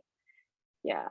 So, okay. So basically after for the schedule, to filter it out, we just type my name in, and this is what it looks like for me during a more busy month. So I either go for outreach, I do oral health talk in person or via Zoom. So this is interesting because I have to go everywhere in Hong Kong, right? It can be anywhere. Some days like I have to wake up at 7 and then I will be on a ferry at like 7:30 a.m. to go to some island out somewhere to attend, like to go to the kindergarten and treat the children. Yeah. So we also work half days on Saturdays here. Yeah, but usually we get compensation leave for that, so we can take leave the evening. Yeah. So aside from outreach service and giving oral health education, I can also teach BDS students, and I am encouraged to teach, but I haven't really done that because I think personally it's not a super big passion of mine. Yeah. So I do not have that much exposure in the academia side. But anyway, I just wanted to share that a couple of things I learned doing community dentistry is that, and also working in an institution. So community dentistry is very delayed gratification because it's a very slow process. The results takes time. You don't see major changes on the get-go. So sometimes you don't see like a big impact. You're doing dentistry and preventing disease on a like population basis, right? So it's about looking at the big picture and trusting the process. So for example, some of the schools I went to in early this year around March. So I went to recently again. And then finally, I can see like the results. Oh, the decade that I applied SDF, they have finally arrested. And that's like after 10 months, I see the results, right? So, but when you're treating an individual patient, then you might have a long treatment plan, but then once you do some treatment, you can usually see results quite early on. So this is a little bit like delayed gratification, yeah. So another thing is that working in this project, there's about 30 people in our project. So it's quite a large group. So the dynamics will be a bit different compared to if you're working in a smaller dental clinic, for example. So that's another thing to consider. And then working in the institution, I noticed that it's a very structured environment. So there's like bureaucracy, definitely some politics and hierarchy involved. But you know, everywhere there are people, it's bound to happen. But I think like in the institution setting, it might be more obvious. Yeah. Like, will I work in academia in the future? I don't think so, but who knows? Like, I enjoy being a clinician. So I don't have like the burning passion for teaching or research, but I really, really admire like all our lecturers who have done so well in teaching us, because like when I face the BDS students and all of them are staring at me, like waiting for an answer, it's actually a little bit intimidating. It's like, I don't have all the answers. Yeah. So like, I really appreciate all our lecturers in IMU for doing such a good job. Yeah. So okay, so in the next few slides, I just want to share a little bit about Hong Kong University. It's like a mini like advertisement. So if you're interested to study or work at Hong Kong U, you can always browse their website for any career or like research or postgraduate options available. So like for that research, they have like central research labs, or like this is for clinical trials as well. Yeah. And then this is their 5 main themes for research. You can do like an MPhil or like a PhD. Yeah, so for thought postgraduate, they have like MSc and MDS. Yeah, and all of these are like accessible on their website. So you just go to their website, and if you're interested, you can apply. It's pretty standard like everywhere in the world. Yeah. So the next one is, okay, talking about licensing examination in Hong Kong, right? For those of you who are interested. So if you want to practice dentistry in Hong Kong, you have to be registered with the Dental Council.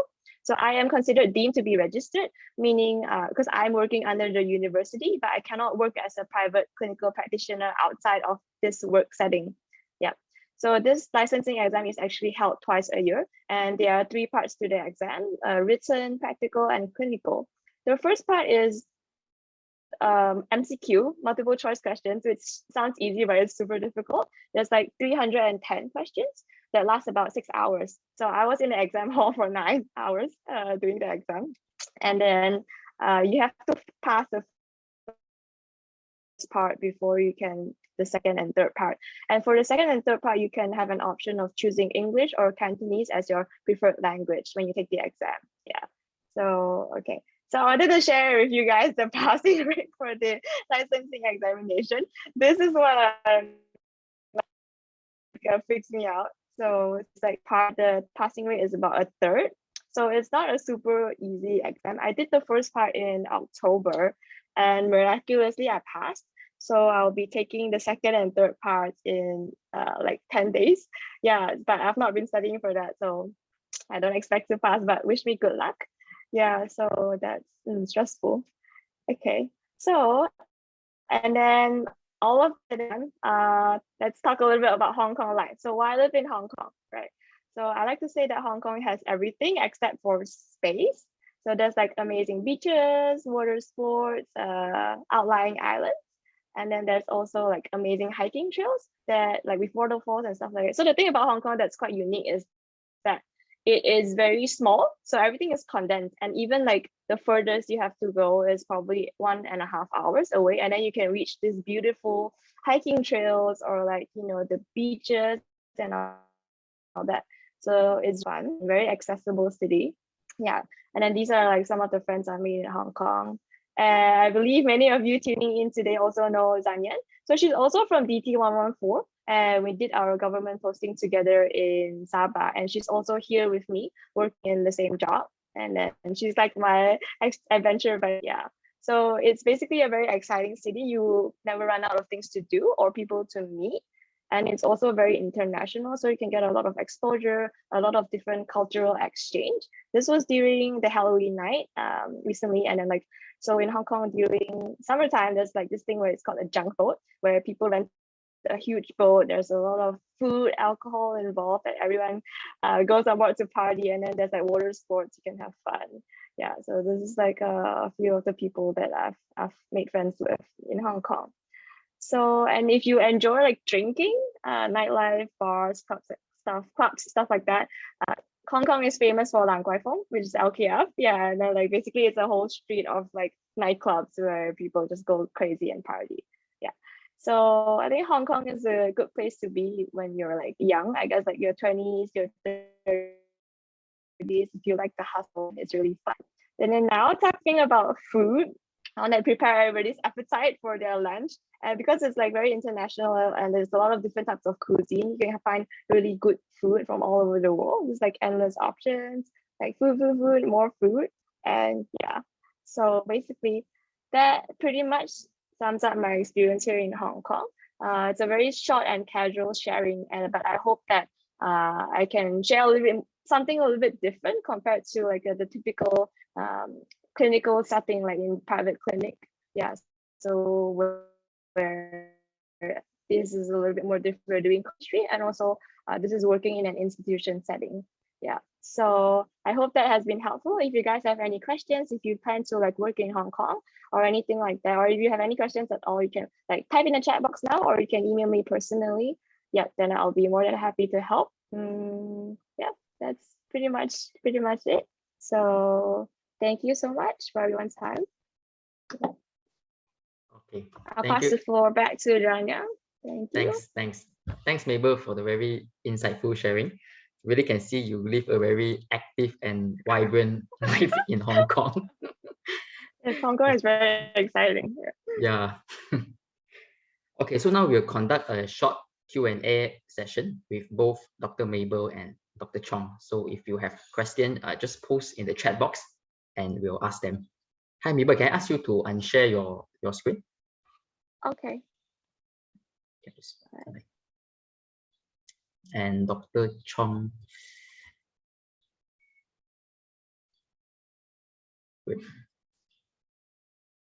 Okay, so yeah, do you have any question? Just ask in the chat box. So maybe I'll start to ask first. Yeah. So actually, Dr. Chong, I saw that ortho now is not just limited to like younger patients, there are even older patients. So my question is, for older adult patients that are smokers and they do not want to quit, can they still proceed with the orthodontic treatment plan? Yes, they can, but you have to advise them that they're high risk of periodontitis, and you may get straight teeth, but really shaky teeth. So I feel that best they stop. I think they have to prioritize what is important for them. Yeah, and it's just a nightmare for us it's really scary to move very shaky teeth and poor periodontium. So yeah, better for them to stop smoking and keep good oral hygiene before embarking into braces. I see. Okay. Thank you, Dr. Chong. Yeah, so you still can put in the chat box any question. Yeah, then Mabel, I ask you a question then. Let me see. Sure. So Mabel, you say space are limited, but I don't know. I saw your room is like quite big, right? Quite spacious. No, this is the extent of my room. This is it. Oh, okay. This is it. Yeah, Oh, that's and just then a there's wall. like a balcony outside. Yeah, this is like where it ends. I think it's about 200 square feet. So Hong Kong is very tiny. Yeah, the rental is very expensive. Basically, the most expensive thing about living in Hong Kong is the rent. Yeah. So like just to give you guys an idea of how expensive it is, this small room is about 200 square feet. The rent is about 5,000 ringgit a month. 5,000 ringgit. Wow. So That's my ringgit KKM a month. salary. Yeah, for 200 square feet. Oh. So it's very, very, very expensive. Yeah. Is it winter there now? Yeah, it's winter, so it's about maybe 15 degrees. Yeah, which is quite a cool weather now. I quite like it here. Yeah, but during summer it's terrible. It's worse than Malaysia in summer in Hong Kong. Yeah, I think because of all the high-rise buildings, so all the heat is trapped, so everyone is like being cooked. Yeah. Oh, yeah, I see. Terrible. Okay, then maybe I ask a more serious question then. It's regarding because I saw that the Jockey Club project was using silver diamine fluoride, but I think in KKM we don't do that. Is it any difference between normal fluoride varnish and SDF? Which one is better? So I think there's been a few published studies that shows that SDF is actually more effective than sodium fluoride. Yeah, so sodium fluoride you need to apply like at least twice a year, but then SDF I think with like once a year it's also considered effective. Yeah, so there are a few published studies. Like you guys, if you're interested, you can go and like browse and check it out. I think this is something that has been used by Japan for a long time. They did a lot of studies, and for like 4 decades they've been using it. But then the rest of the world slowly becoming to like adapting to it. So in the US, like the ADA, American Dental Association, last year around October, they finally like acknowledged that, and they recommend this to all the dentists in the US that they can use this to prevent dental caries among children. Yeah, so it's kind of like hopefully like eventually the whole world will adapt and use SDF to help like young children. Yeah. Okay, all right. But one of the I just want to mention like one of the downside compared to sodium fluoride, is that compared to fluoride varnish is that it causes staining of the teeth. Yeah, so this is something that we have to inform the parents, especially for like the front teeth.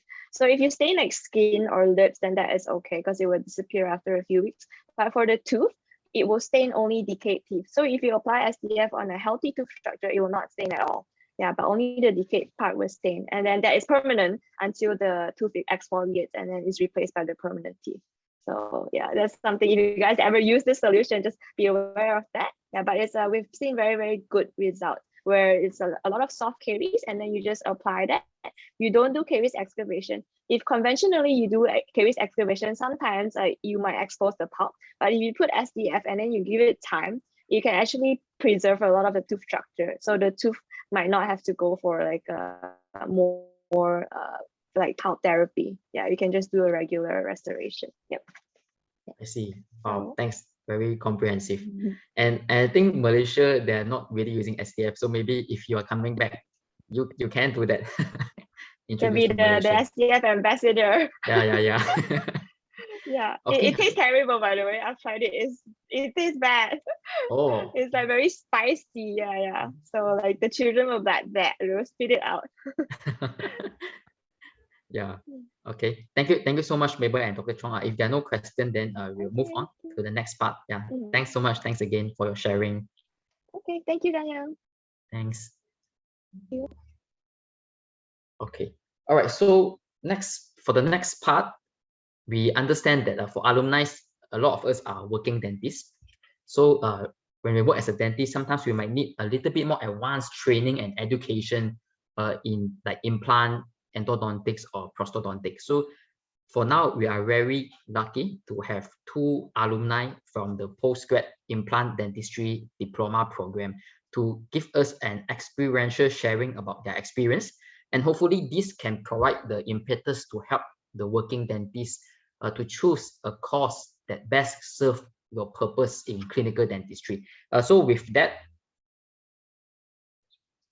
I wish to invite Dr. Ganeswaran and also Dr. Muhammad Shariza, who are from the PG Diploma Implant Dentistry cohort in 2018 and 2019 respectively, to maybe share with us your experience.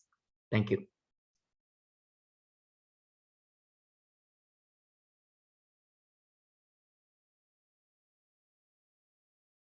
Dr. Ganeswaran, are you here? Hello. Hello. Can everyone hear me? Yes, yes. Okay. Can they see me? Can I start talking now? Okay. Can you open your camera, Dr. Ganesh? I can't see your face. Hold on. All right.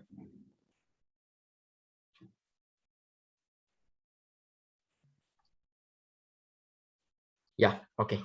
You can start speaking now. Yeah. Hi. Good morning, everyone. My name is Ganesh. I'm a dental surgeon. I graduated in 1990 and I just finished my PGDID at IMU. So I just want to say a few things about this course, which is PGDID is an implant, postgraduate diploma in implant. So when I graduated back in 1990, I've always wanted to do continue my study with a full-fledged accredited course. But at that time, it was not available locally. Most of the courses were full-time, and most of the time you have to go overseas to do it at your own time and cost money. So over the years, they had many weekend courses and unaccredited, expensive courses that became available. But it just didn't feel right for me to join these courses, as I felt that we always needed to be guided by fully qualified teachers and dedicated teachers so that we can do the best we can. So this will also make you feel that you have done right by your patients. Many of my colleagues who did these courses, which are part-time or over the weekend, and some of them even went overseas and came back for 1 week, most of them just gave up because they feel that they did not do enough cases on their own. Most of it was just a demonstration and all that. And also they lack confidence and no backup support or advice from their lecturers. So those who continued studying this always felt that they were not really recognized by their peers. So something is lacking, and they were just not satisfied with the work. Even though they were doing implants, they always felt that they were not doing it correctly. And some of them actually went ahead to do this course as well. So most of us in private practice, we want to just upgrade our skills, clinical skills. We don't want to be spending 4 years full-time to become a specialist, but we just want to upgrade our skills so we can do a better job and do the best for our patient, and as well as increase our revenue. So at PGDID, I think you pretty much get what you want. You can increase your skill and knowledge without doing a full-time course. So for the past 10 years has been really an incredible time for those who want to further their studies. So I think IMU is one of the first universities to provide you something, a postgraduate diploma which is accredited, which is, I think, extremely important. And for those of you who have time and the money, I really suggest you should take up this course, because in this course you can get what you want, you can improve your skills and really do the best for your patients. Thank you. That's all I have to say. How about Dr. Muhammad? Do you have anything to share about your experience? Yeah, hi and good morning. I'm Dr. Muhammad Shariza bin Halim from University Science Malaysia School of Dental Sciences. I work as a lecturer in USM Dental School, but I found that I've been a specialist for 5 years, but I found that something is lacking in as a conservative or restorative dentistry specialist, because I teach postgraduate students, and one of that is that we need to replace a missing dentition or teeth. So this program, postgraduate diploma in implant dentistry offered by IMU, is one of the programs that I found it very interesting, because as a restorative dentist, it is very important to have a good and sound knowledge on dental implants. And I'm also very concerned with the position and restoration of dental implants, which we know that as a restorative driven implant placement. So IMU is the only one in Malaysia that has been accredited by the MQA. This is very important for me as a lecturer and a dental specialist, because we are at the era of recognizing a specialty. And here I found that IMU offer a lot of things.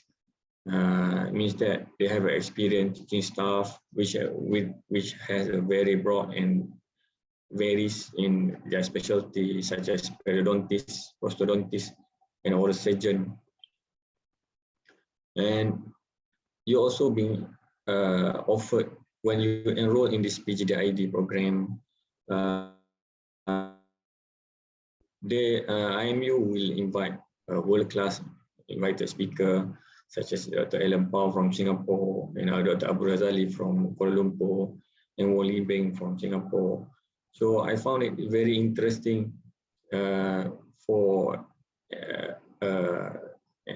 dental practitioner to be always on the to have a motivation to always study and further improve their knowledge. So I found this program is very interesting. They also provide one-to-one mentoring. You'll be surprised with the level of support that IMU offered in this program, despite the current COVID-19 pandemic. The offer and the support from the IMU is tremendous. And I also found that, because I'm also a teaching staff in one of the government universities, so I feel that IMU teaching staff is very affectionate. The way that they teach you will make you fall in love with IMU, and until now I still cannot forget it. To give you at a perspective, dental practitioner and a dental specialist perspective, when I enrolled in PGDID program, this is a life-changing experience. Even though I've mingled with a lot of dental specialists here in my uni, I feel that with this, I've experienced this at IMU is at another level, because they have a lot of things that they can offer you, and they are really equipped for teaching you their best in implant dentistry. I must say that. Okay, Dr. Jayang, that's all for me. Okay, thank you, Dr. Shariza. So yeah, we have sharing from both a very experienced general practitioner as well as a dental specialist. So I think I echo their thoughts that the postgrad diploma program is IMU is the only one accredited. So there are a lot of courses out there that are expensive, and the quality we are not sure, but we can be sure of one thing is the IMU's quality is assured and verified by the Malaysian Qualifications Agency. Yeah, so thank you, Dr. Shariza and Dr. Ganesh, for the wonderful sharing.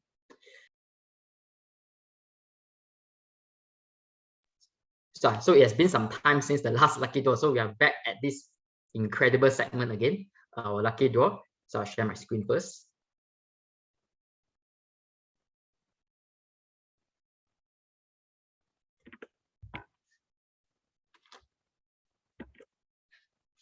Okay, so it's quiz time again. So yeah, get ready, your eyes. So here comes the first quiz. So name all the postgrad diploma courses offered by IMU School of Dentistry. Yeah, write them down in the chat box.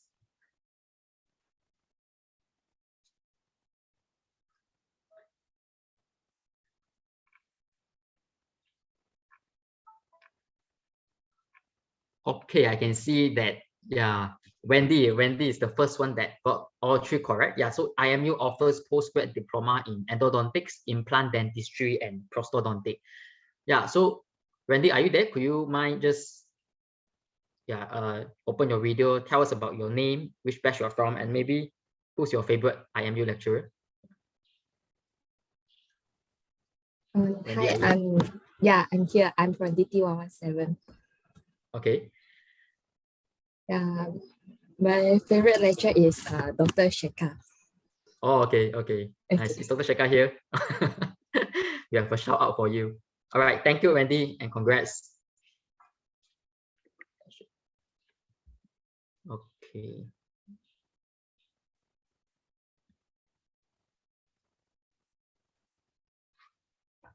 Okay.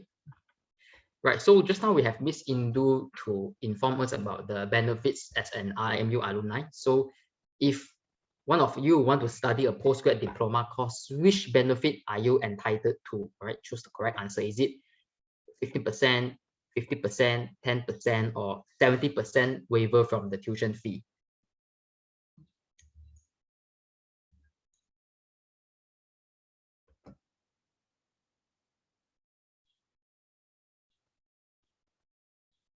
Oh, okay. All right, so congrats, Mei Lik. You are the fastest one that get the correct answer, which is 15%. Right, I hope I'm right, Chong. 15%. I can't see the chat box. Yeah, so Mei Lik, can you just share with us about your name, which cohort you are from, and maybe what's your favorite food store in IMU? Yeah, because I'm running out of fun question to ask. Mei Lik, are you there? Yeah, so hi, I'm Meili from DD17. Sorry, what's your question? My question is, what is your favorite food in IMU? 10 out of 10 popcorn chicken. Oh, popcorn chicken. Oh, there's popcorn chicken? There isn't popcorn chicken during my time. Okay. Okay, all right. Thank you and congrats, Mei Lik. All right, so now we come to the last quiz for this second part, right? There's still more later, right? But for this segment is the last. So yeah, just get ready. Okay, here it comes. When was IMU Alumni Dental Chapter established? Or specifically, when was this picture taken? What year?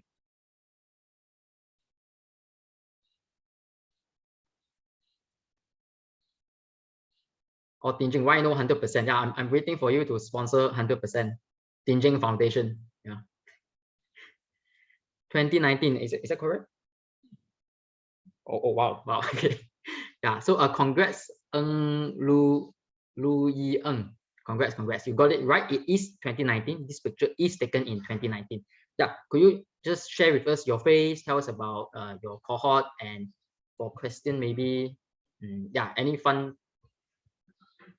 Yeah. So Louis, are you there? Yeah, hi. Yeah, I'm Louis from DD17 as well. So yeah, I'm glad to see you all. Okay, maybe the question is, what will you do with this 50 ringgit voucher? Yeah. Oh, probably buy some, dental materials. I don't know, maybe extraction metrics. Yeah. Okay, good choice. Yeah, that's actually a good way to spend this money on to improve your dental skills. All right, thank you so much, Louis. Did I spell your name correct? Okay, yeah, thank you so much. All right, so we are done with the second lucky draw. So for this next part, we want to shift gears, right? So instead of a one-way sharing, we will conduct like a talk show. So imagine a Jimmy Fallon talk show, or more like an interview that revolves around the topic lab communication, right? No worry, we are not discussing about Sokura Accord. It will be about lab communication. But to moderate such a session with a very sharp focus, we need an expert. But fortunately, we have an expert with us today. And so I want to invite this person to moderate the session.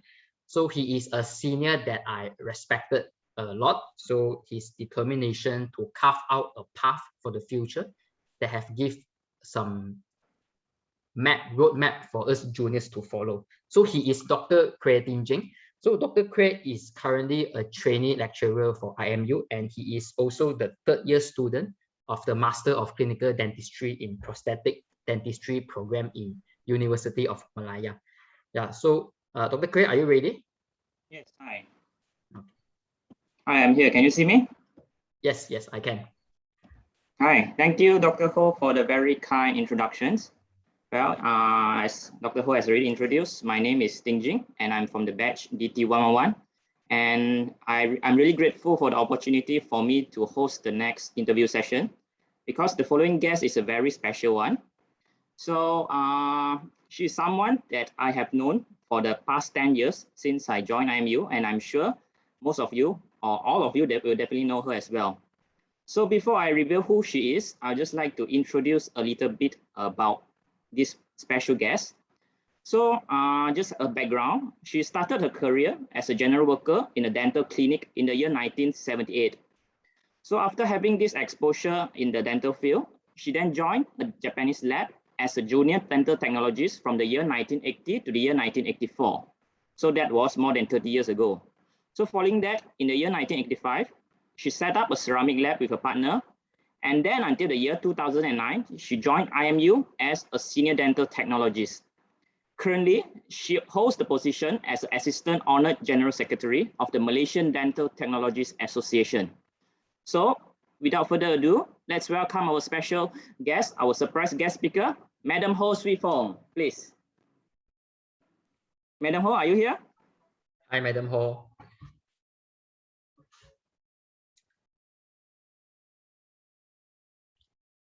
Hi, Madam Ho, can you hear me?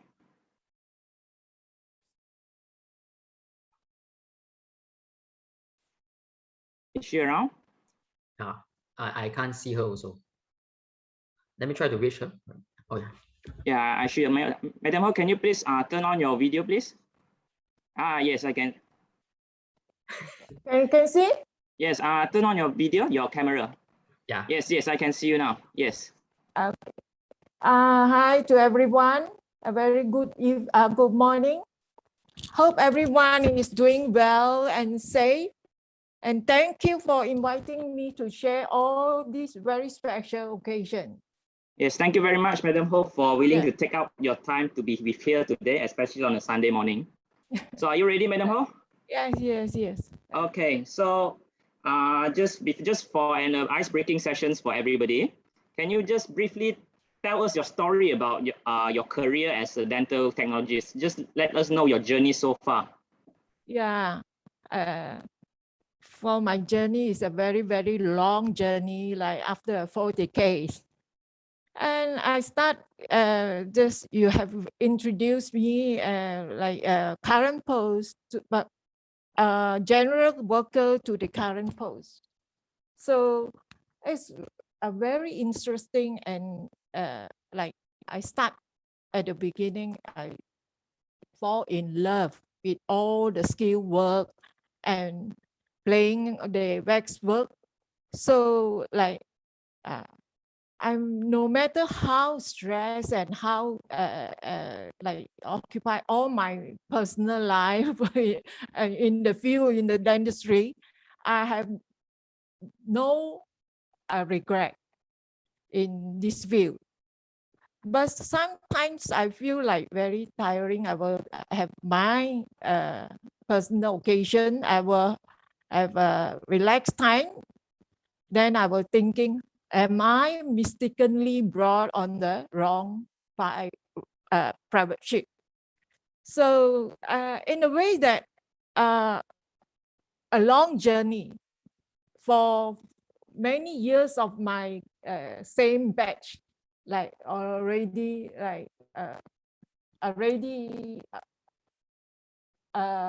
very good life, relaxed work life. And I'm still like in this field, like continuous learning every day, and I'm enjoyed it, and that is why I'm carry on. Yes, right? It's very true. In fact, just like one of our PGDID students sharing just now, like Dr. Muhammad, even just now, even if he is already a specialist, he still take up this PGDID course. So I totally agree with you that life is a continuous learning process. Yeah. Yeah. In fact, I believe that you have seen most of us, right? Like IMU has been 15 years already, and you joined us since like 2008. So I believe you have seen like most cohorts, almost all the cohorts. Yeah. Right? Yeah, I agree. Yeah. So maybe you can share with us any interesting kind of cases you have encountered with the student, or interesting story that you would like to share with us. Yeah, I have in my career life, I encountered one of the very exciting and interesting story. Like I have a very, very urgent case, which I promised the clinician that I have to definitely the time frame I have to deliver to the clinic. And at the time, is also the patient is a Malaysian and migrate to Australia. She have to catch the flight back to Sydney, and I can't afford to make any mistake with this case.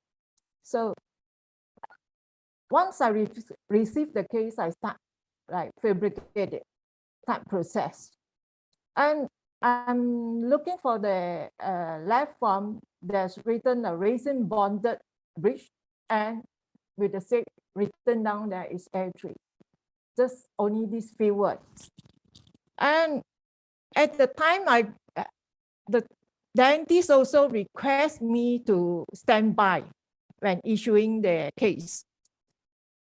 And at the time when issuing that case, the patient is lying on the chair side already, dental chair. Both of us find out that it's not the actual product. So the thing is, from zirconia, I take granted like the instruction given only resin bonded bridge with the shape written A3. And I just proceed with PFM Maryland bridge. I see. And end up like both of us in the situation that how the patient is going to fly back to Australia. So no point, you have to honestly tell the patient. So the patient, never mind, you just let me try in the mouth, see how the result. But the result come out is excellent. The patient is quite happy with the shape and aesthetic. So she agreed with that, the crown, the Maryland crown, and then he said, no worry, that is above my expectation. And then she agreed to issue. And lastly, he said, don't worry, I'm going to bring my husband in another 6 months time to remove his bridge, a 3-unit anterior bridge, and I want this result to come, same result, hopefully. So that is my very exciting at that time. The patients really have everything in the clinic, like luggage, and once it's permanent issue, then she have to fly, rush to the airport and fly back to Australia, Sydney. Yeah, definitely. Yeah, I cannot imagine how stressful that current situation must be actually. Yes. Yeah, but fortunately, because I'm sure they are very fortunate to have you as their ceramist, because you are one of the best ceramists that I'm sure that can produce results that make them accept the case. Yeah, so in fact, I myself have a similar kind of encounter with you as well, Madam Ho. If you remember last time when I'm still a student, I also wanted to fabricate a resin bonded bridge. So after taking impression, I just wrote in the lab form and sent it over to you and stated that I need a single wing resin bonded bridge on which tooth as abutment, and I expect you to do everything for me. But in the end, the material is similar case. The material, I wanted a metal wing, and in the end, I got a ceramic wing. So of course, we know that due to the different material properties, the thickness will be different. So I cannot issue that time. So of course, in this kind of case, it's entirely my fault because I didn't give a very clear instruction, and I have to retake the impression and send it back over to you. So in this case, this just shows that how important the communication between the dentist and our lab technologists is. Do you agree with me? Yes, totally agree. Yeah, because I totally see the needs that we need to work hand in hand, especially in clinical situation and as well as lab technologists with our technician. So Madam Ho, can you just give us a few tips and advice on how can we improve on this kind of communication, especially with you giving us an idea we can have a better perspective from a lab technician point of view? Now, like we can have everything like in the mobile phone is very convenient. So you can communicate when you are free, just a WhatsApp or taking pictures from the patient's mouth and what is the shape. That is very important. And write a very clear instructions notes in the request form. That is what is any voids and any problem when the technician is facing, we can discuss like work and with hand in hand together for the understanding to provide a better service and the quality of work to ensure that the patient's need will be able to achieve a better result. So that's the point that I'm sharing with you, that now very convenient and technology is very high tech. So you can take a mobile phone, and even when you are having lunchtime, you can just WhatsApp to the technician. Yes, this is especially true because especially in IMU, Madam Ho is just working downstairs in the DSC and she's just a call away. So sometimes, like for example, when we do the try-in or anything, we want to see if it fits, then Madam Ho, we can always involve our lab technician around to make sure things are okay, to make sure to ensure the final outcome is the best one, right? Yes. Yeah. So maybe next, Madam Ho, can you just roughly share with us any kind of complex or complicated case that you have faced so far, which is really like a very challenging case? Maybe you can share with us a bit of your story. Yeah. So far in my career life, I have facing a few very complicated cases, like a patient have an experience of having a removable denture, and the patient is expected to be bring it to a normal occlusion. So I have a case before. The girl was a very young girl. The patient is very young, and from 3 to 3, she want to change it to the existing removable partial. She want to change it to fixed. Fixed. Yeah, it's quite a long span then. Yeah, and her ground street is very like very complicated for me to fabricate, because for removable there is a denture base to support the suction. So all the waxwork, all the thickness can bring it forward to normal occlusion. And for the fix is definitely is a very challenging case. So, and she is going to marry in a short period of time.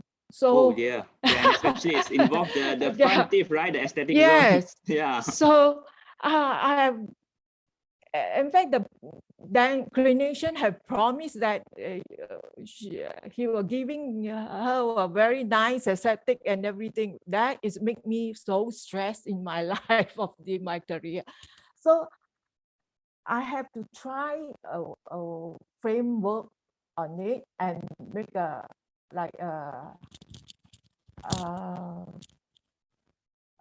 temporary for her. So if she feel that is comfortable with the bike and everything is good, then I will go ahead with process with the layering for the contouring and for her. So at few times we have tried in for she is very very particular because it's going to be a groom in the future for a very near future. So she was expecting very high.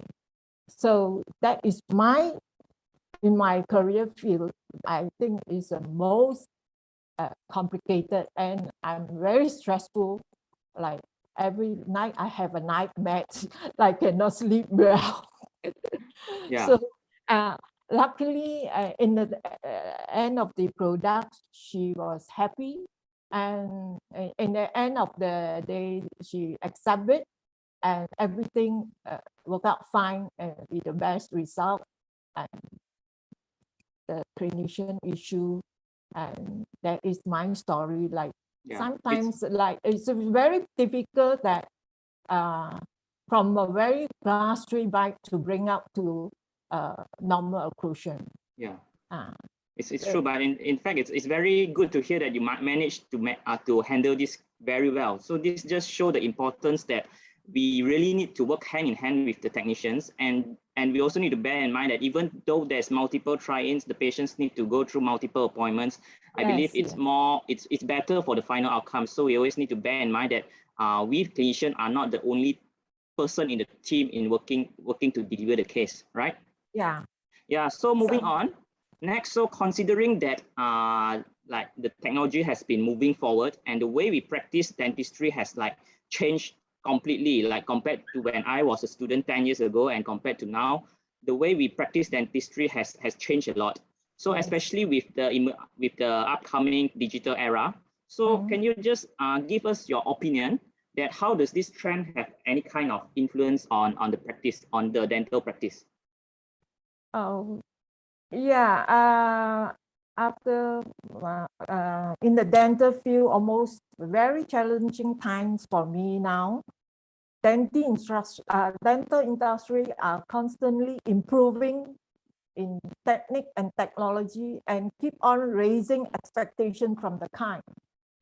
So we have to work very carefully and keep update ourselves and to continue to participate effectively in education's program to meet the current trends. So like for me, is every day is a learning, and learning day is it's very important. So that's why I'm keep on like staying with my current job. Like I'm very interesting, very like I'm fall in love with all those skill work. For someone like you who have been like more than 30 years, like almost 40 years, right? 40 years in this industry, I'd say that you definitely have the passion for it. And that's only when you have this passion that you can only stay that long in your career. Yes, that's why I'm still continue in this line. So speaking about the technology thing, I'm sure that nowadays our faculty, our School of Dentistry have also keep on par with the technology, right? So I'm sure we have all those intraoral scanner and the CAD/CAM kind of thing for the smile design, those kind of things, right? So do you work on these kinds of technology as well? I have like part of the team. Like I need the junior to skill to mill the coping for me, and I do the layering. So that is the part of my task lah. So I can see that. So quite interesting. I'm still enjoying it. Of course. That's just show that like what we discussed earlier, this is just a continuous life learning process, right? So even like for so senior experienced technologists like Madam Ho, even she is still trying to adapt with the ever-changing technology. So you are really a role model for us, good learning model for us. So having said so, we are almost at the end of this talk show already. So do you have any advice for our for all of us around, considering that most of us will be working hand in hand with the technicians? So can you just give us any kind of advice? For my advice, to as being a clinician, the most important is to respect your own yourself, right? This is very important, and we have a caring team, like caring hard and work very effectively communications with the your kind and the technician to ensure the delivery of safe, optimized, and customized care for the patient, and working hand in hand, and must be strict and proper practice professionalism. That is my advice. Yeah, it's a very good thing, especially we all of us, we just need to bear in mind that communication is the key. Yes, right?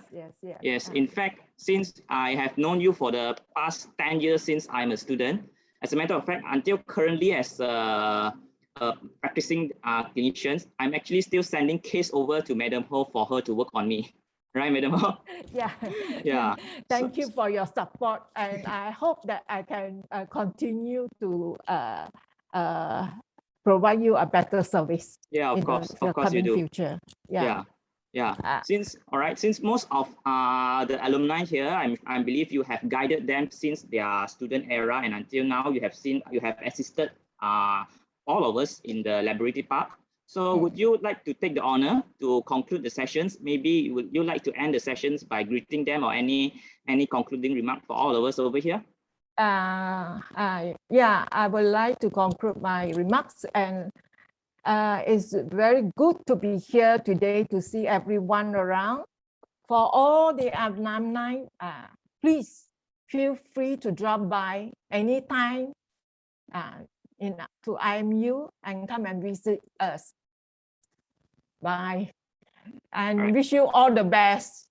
All stay safe and healthy. Thank you. Thank you so much for inviting me. Thank you. Thank you, Madam Ho, for your time, and thank you, the committee, for inviting me to host this special session. Thank you very much. Thank you. Thank you. All right. Wow, what an engaging interactive forum between Dr. Quay, a prosthodontist in training, and Madam Ho, a seasoned lab technician. So I really agree with Dr. Quay that Madam Ho is one of the best ceramists out there, and not because of her skill, but also due to her passion and her willingness to help out dental students from bottom to up. All right, so before we move on, just want to make a small announcement you all have heard just now that there is this wine opener available for lucky draw. And so what we want to do is we want to make everyone has a fair chance to winning it. So my colleague, Dr. Chong, will post the registration link again. So please register there. Then later we will put the name into the lucky wheel to pick the winner. But however, each alumni or each participant is only entitled to one gift.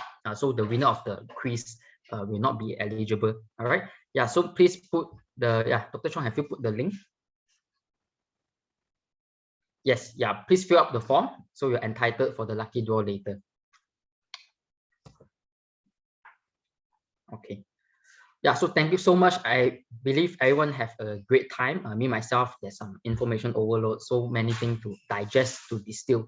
But so far, all speakers did a great job of putting it in such a concise manner.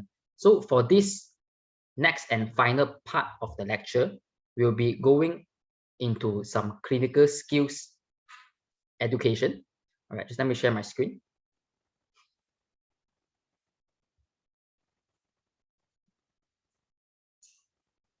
Okay.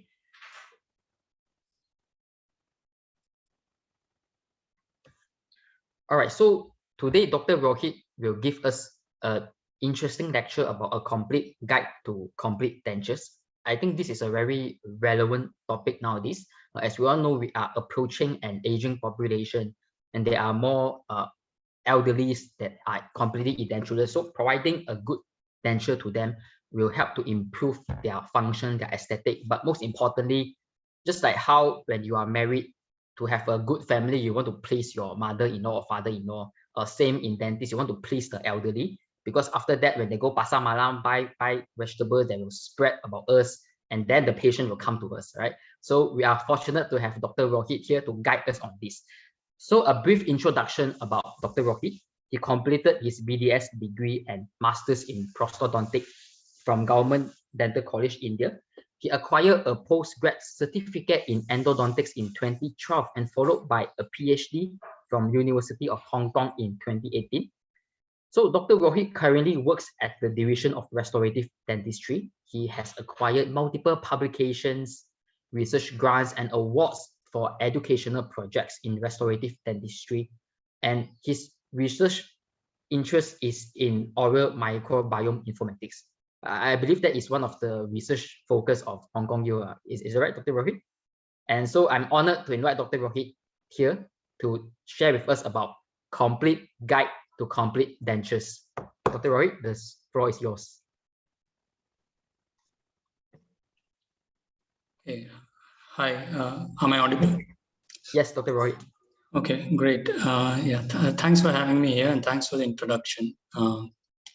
It's the first time attending an alumni event. And it's been quite good to listen to you all earlier.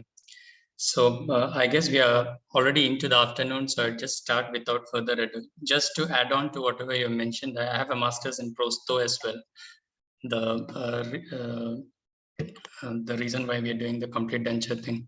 So I'll start my talk. It wouldn't be more than 20 to 30 minutes max. And I would just like to hear from all of you who are already practicing and any challenges that you expect, and maybe I can answer that. I think that would be more fruitful than me giving a lecture kind of a thing. So I'll just share my screen now. Are you able to see?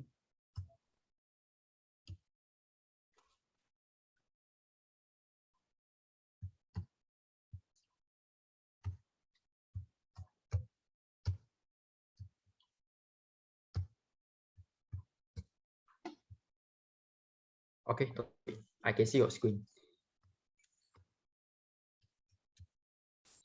Great. Okay. Like I said, I want to thank Naveen for asking me to do this, and also all of you for having me here. And in the next 20 minutes, I'll just summarize. I'll talk about complete dentures and just the clinical aspect of it. And hopefully I can be very personal and maybe a bit controversial with regard to some of the things that make us confused when we learn about dentures and actually end up practicing. So like I said, I keep it short so that we can have a discussion after. So what can you expect in the next 20 to 25 minutes?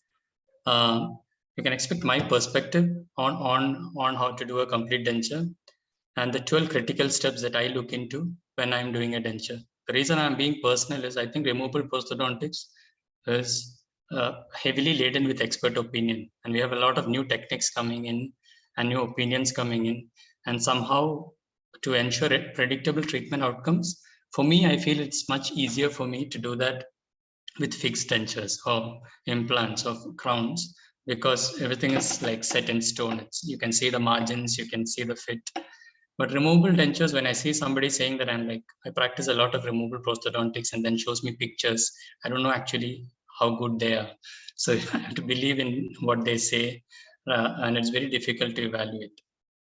I'll also talk about mandibular complete dentures, which is sort of a challenge to many clinicians, I guess, including me, especially when we're not supporting it with implants or other things. I'll just take a brief look into suction dentures as well, the theory part of it, and compare it with how I am doing my dentures now, the conventional way, and see whether there is any benefit in getting additional training into this as well. I'll just share one or two papers at the end, which are like an essential toolkit, which I follow when I'm doing a case. We sort of sometimes like separate clinical practice and research and teaching and everything into different segments. I've been through all of these segments, so I sort of believe that there is, in the end, the toolkit that we have as an element of all of these. And at the end of the 20 to 25 minutes, I'll share the shortcut, how we can bypass all of this and just get a pretty good denture without, I wouldn't say without following all of this, but what is the easiest way to do this? Yeah. So like I said, I've used these slides before for my previous talk. I mean, some of the students here, I mean, we've used this for CBL and all, but only some part of it. I've tried to introduce more things which I thought were relevant. So let me start with saying that the challenge that I find, like I said, I'll share very personally so that I'm not like talking from the textbook, because the textbook is there, you can go out and read it. For me, complete dentures are a challenge because I find there's a heavy involvement of clinical intuition in it. Patient cooperation becomes significantly important. Clinical skills are important for everything, right? But for removable prosthodontics, I just think it becomes a bit more challenging for me. So personally, I feel it more difficult to actually ensure predictable treatment outcomes. And I've seen over the years, when I'm teaching undergrads and postgrads, I feel the initial journey of doing complete dentures and to get that predictable treatment outcome with your first or second denture, it's much more of a challenge. And early on in a journey, it becomes an issue. And you cannot do like 20 cases in your clinic and 20 bad dentures and then become a good one. And the number of dentures we do in our undergrad course also maybe not that high, right? So like I said, I'll go to the 12 things that I look for. 12 things like I have it on my wall and in my mind. And I'm saying, now these are the 12 things I'm going to tick off. Yeah. And I'm going to forget all the textbooks and all those things. I believe all those are in me. And in the end, I'll share 3 documents, one which I made myself and the other 2 articles, which you can refer to. And I'm happy to share with all of you as well. So the first thing I'm thinking of when I see a complete denture patient is the patient easy to work with? I mean, we hear this 100 times and we forget this most of the time when we're dealing with a removable patient. Like I said earlier, with a removable denture patient, the patient cooperation or the patient preference becomes very, very, very important. So I'm asking, is this their first denture? Have they done previous denture? I'm carefully listening to how they talk about other people. I'm carefully listening to how they talk about other dentures. Because I can do a difficult ceramic aesthetic reconstruction for a patient. A difficult patient, if I get all the margins correct and I get all the shade selection and everything correct. But whatever I do with a complete denture, the patient is not going to be happy.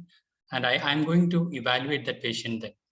And if they say they got a lot of dentures done previously, and then I'm going to really think of one question that I'm going to think of. Like I said, personally, from my mind, the question comes to me, can I do better?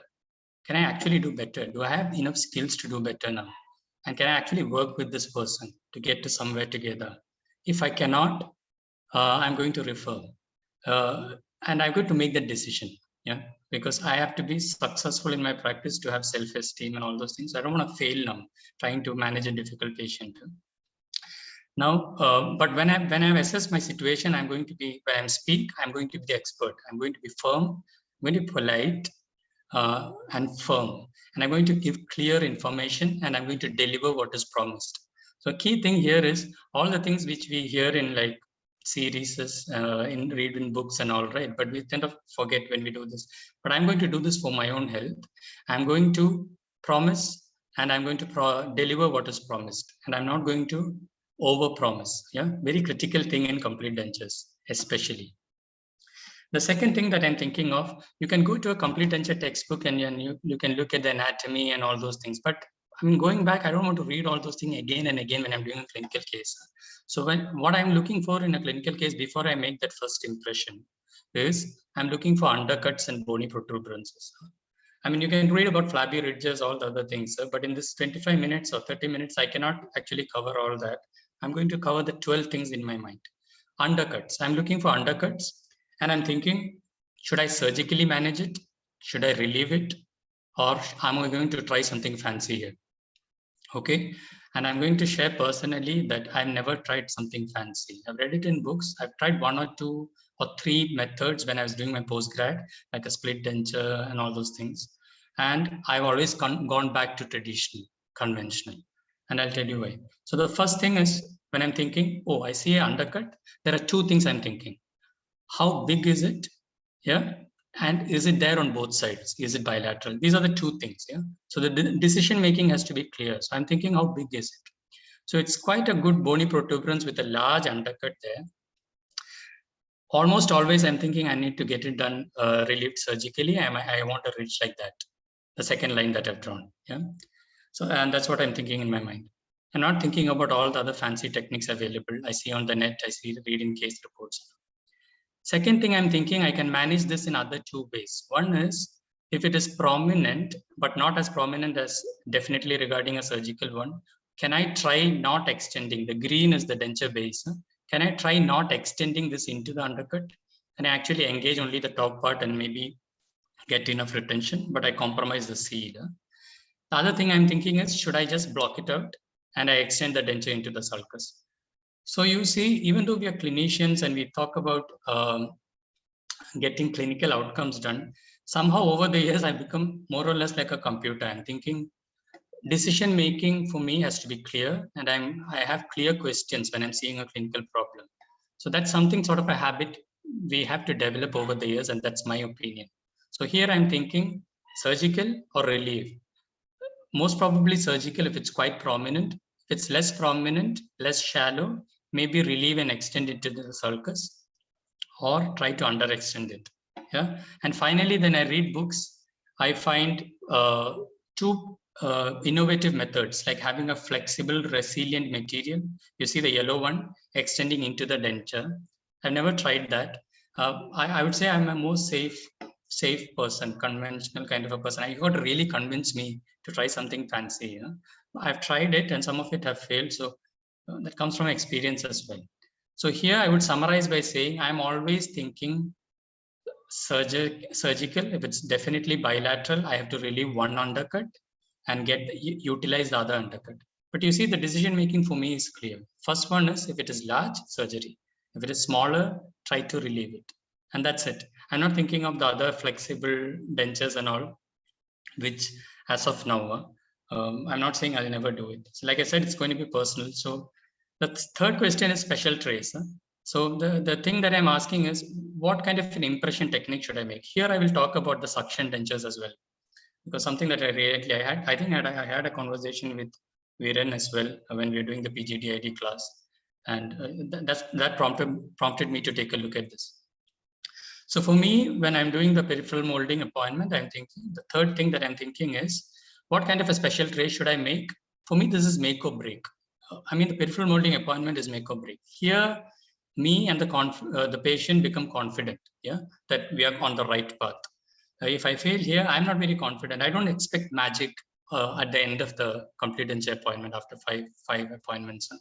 So here, I want to see, the thing that I am looking for is a stable tray inside the patient's mouth. So before I start a maxillary impression, I would love to stand back, not touch, use my fingers and stabilize the tray. I would like to stand back and see the tray in the patient's mouth without me stabilizing it. That's where I want to be before I start. And I'll show you some videos after this, which we have taken in IMU. So the thing is, I want to tell myself there's no standard design. There's no standard design of spacers. So I don't actually send my cast to the lab and I say, okay, just get me a special tray. I am clearly going to examine my cast and tell them or communicate with my lab technician, and we decide on the spacer, or I make it myself. Yeah. So the second question is, what impression material am I going to use? Is it zinc oxide eugenol, or am I going to use PVS? But here, may I say, my personal experience is that I've almost always used zinc oxide eugenol. I've used PVS a lot during my postgrad as well. The reason why I use zinc oxide eugenol more is that it tells me that I am in touch with the tissues. It tells me that I'm not flexible. I'm close to the tissues, and that gives me a lot of comfort, because it gives me a close adaptation, and that feeling gives me confidence when I'm doing peripheral molding. And especially when you're early on, maybe you can try doing a lot of impressions with this and then move on to PVS. And that's just my opinion, I would say. So do I have positive contact with tissues at the posterior region? This is the most critical thing for me, because even if it is a maxillary or a mandibular denture, I want to have that close contact between the tray and the tissues at the posterior. So the maxillary, it would be the PPS area, and for the mandible, it would be the retromolar pad area. Yeah? These are the three things. So when these three things are there in my mind, I'm trying to think of what kind of wax spacer I'm going to use and what kind of impression material I'm going to use to get these three things. So let me share. I'm sure you all use a different kind of spacer designs and all, or maybe you give that much thought into that. For me, there are these options you see, right? The first one is a straight line where we are relieving using wax. We are relieving only the incisive papilla and the mid-palate and raphe. The second one is we are covering the rugae and the other two areas which I mentioned earlier. And the last one is where we are covering the whole arch. But you see, I would almost, if it's a zinc oxide eugenol impression, earlier on, I would just use the umbrella one. And I have a rationale for this. So I'm trying to see zinc oxide eugenol doesn't necessarily need that 2 millimeter of space that wax provides. PVS needs it. For zinc oxide eugenol, what we used to do earlier during postgrad was we would have this umbrella thing here, the second picture, and over that we would put in like a sheet, a foil. So it will give a bit of space for the impression material, and that's all that zinc oxide eugenol needs. And I'll tell you why this is useful, because I see my tray more closely adapted to the arch, and I feel that suction or extension correctly more than when I have the wax. One thing that I commonly see, and I don't do, is, like I said, forgive me if I'm controversial, I'm just sharing my views, probably evidence-based as much as evidence is there. So last picture that I wrote is one design that I commonly see here. We see the wax covering the whole maxillary ridge and line at the posterior where I can see the pink or the yellow acrylic tray. But this is something I'm sure it works. Maybe that's why a lot of people are using it. For me, it doesn't give me that posterior positive contact that I mentioned. But this third one actually gives me. You see, I'm cutting the wax and exposing that PPS area. So there my acrylic will go and touch those tissues. So I'm getting that posterior positive contact, which I don't actually get in this full spacer that is shown in the final one. So I almost never use it. So I'm going to use this because I get that contact. And if you look at the mandibular arch, as you can see, I've cut through the wax in such a way that the buccal shells area here on the right side, I get positive contact with my tray. And also on the retromolar pad here area, I don't have wax over that area. Because the problem is when I have wax over that area and I remove it and take my final impression, I don't have that contact anymore, right? And even for the maxillary. So that's why I'm sticking to zinc oxide eugenol and these spacer designs. And I'm going to zero in on number 2 and number 3 for my cases. So how do I decide number 2 or number 3? I mean, usually this, I don't mind if I use the third one also, because I just end up with more thickness of zinc oxide eugenol in my wash impression. So yeah, so this is one case which I did recently in IMU. For me, this was a bit of a surprise because the maxillary ridge also is almost like flattened out, and the mandibular ridge is also almost non-existent.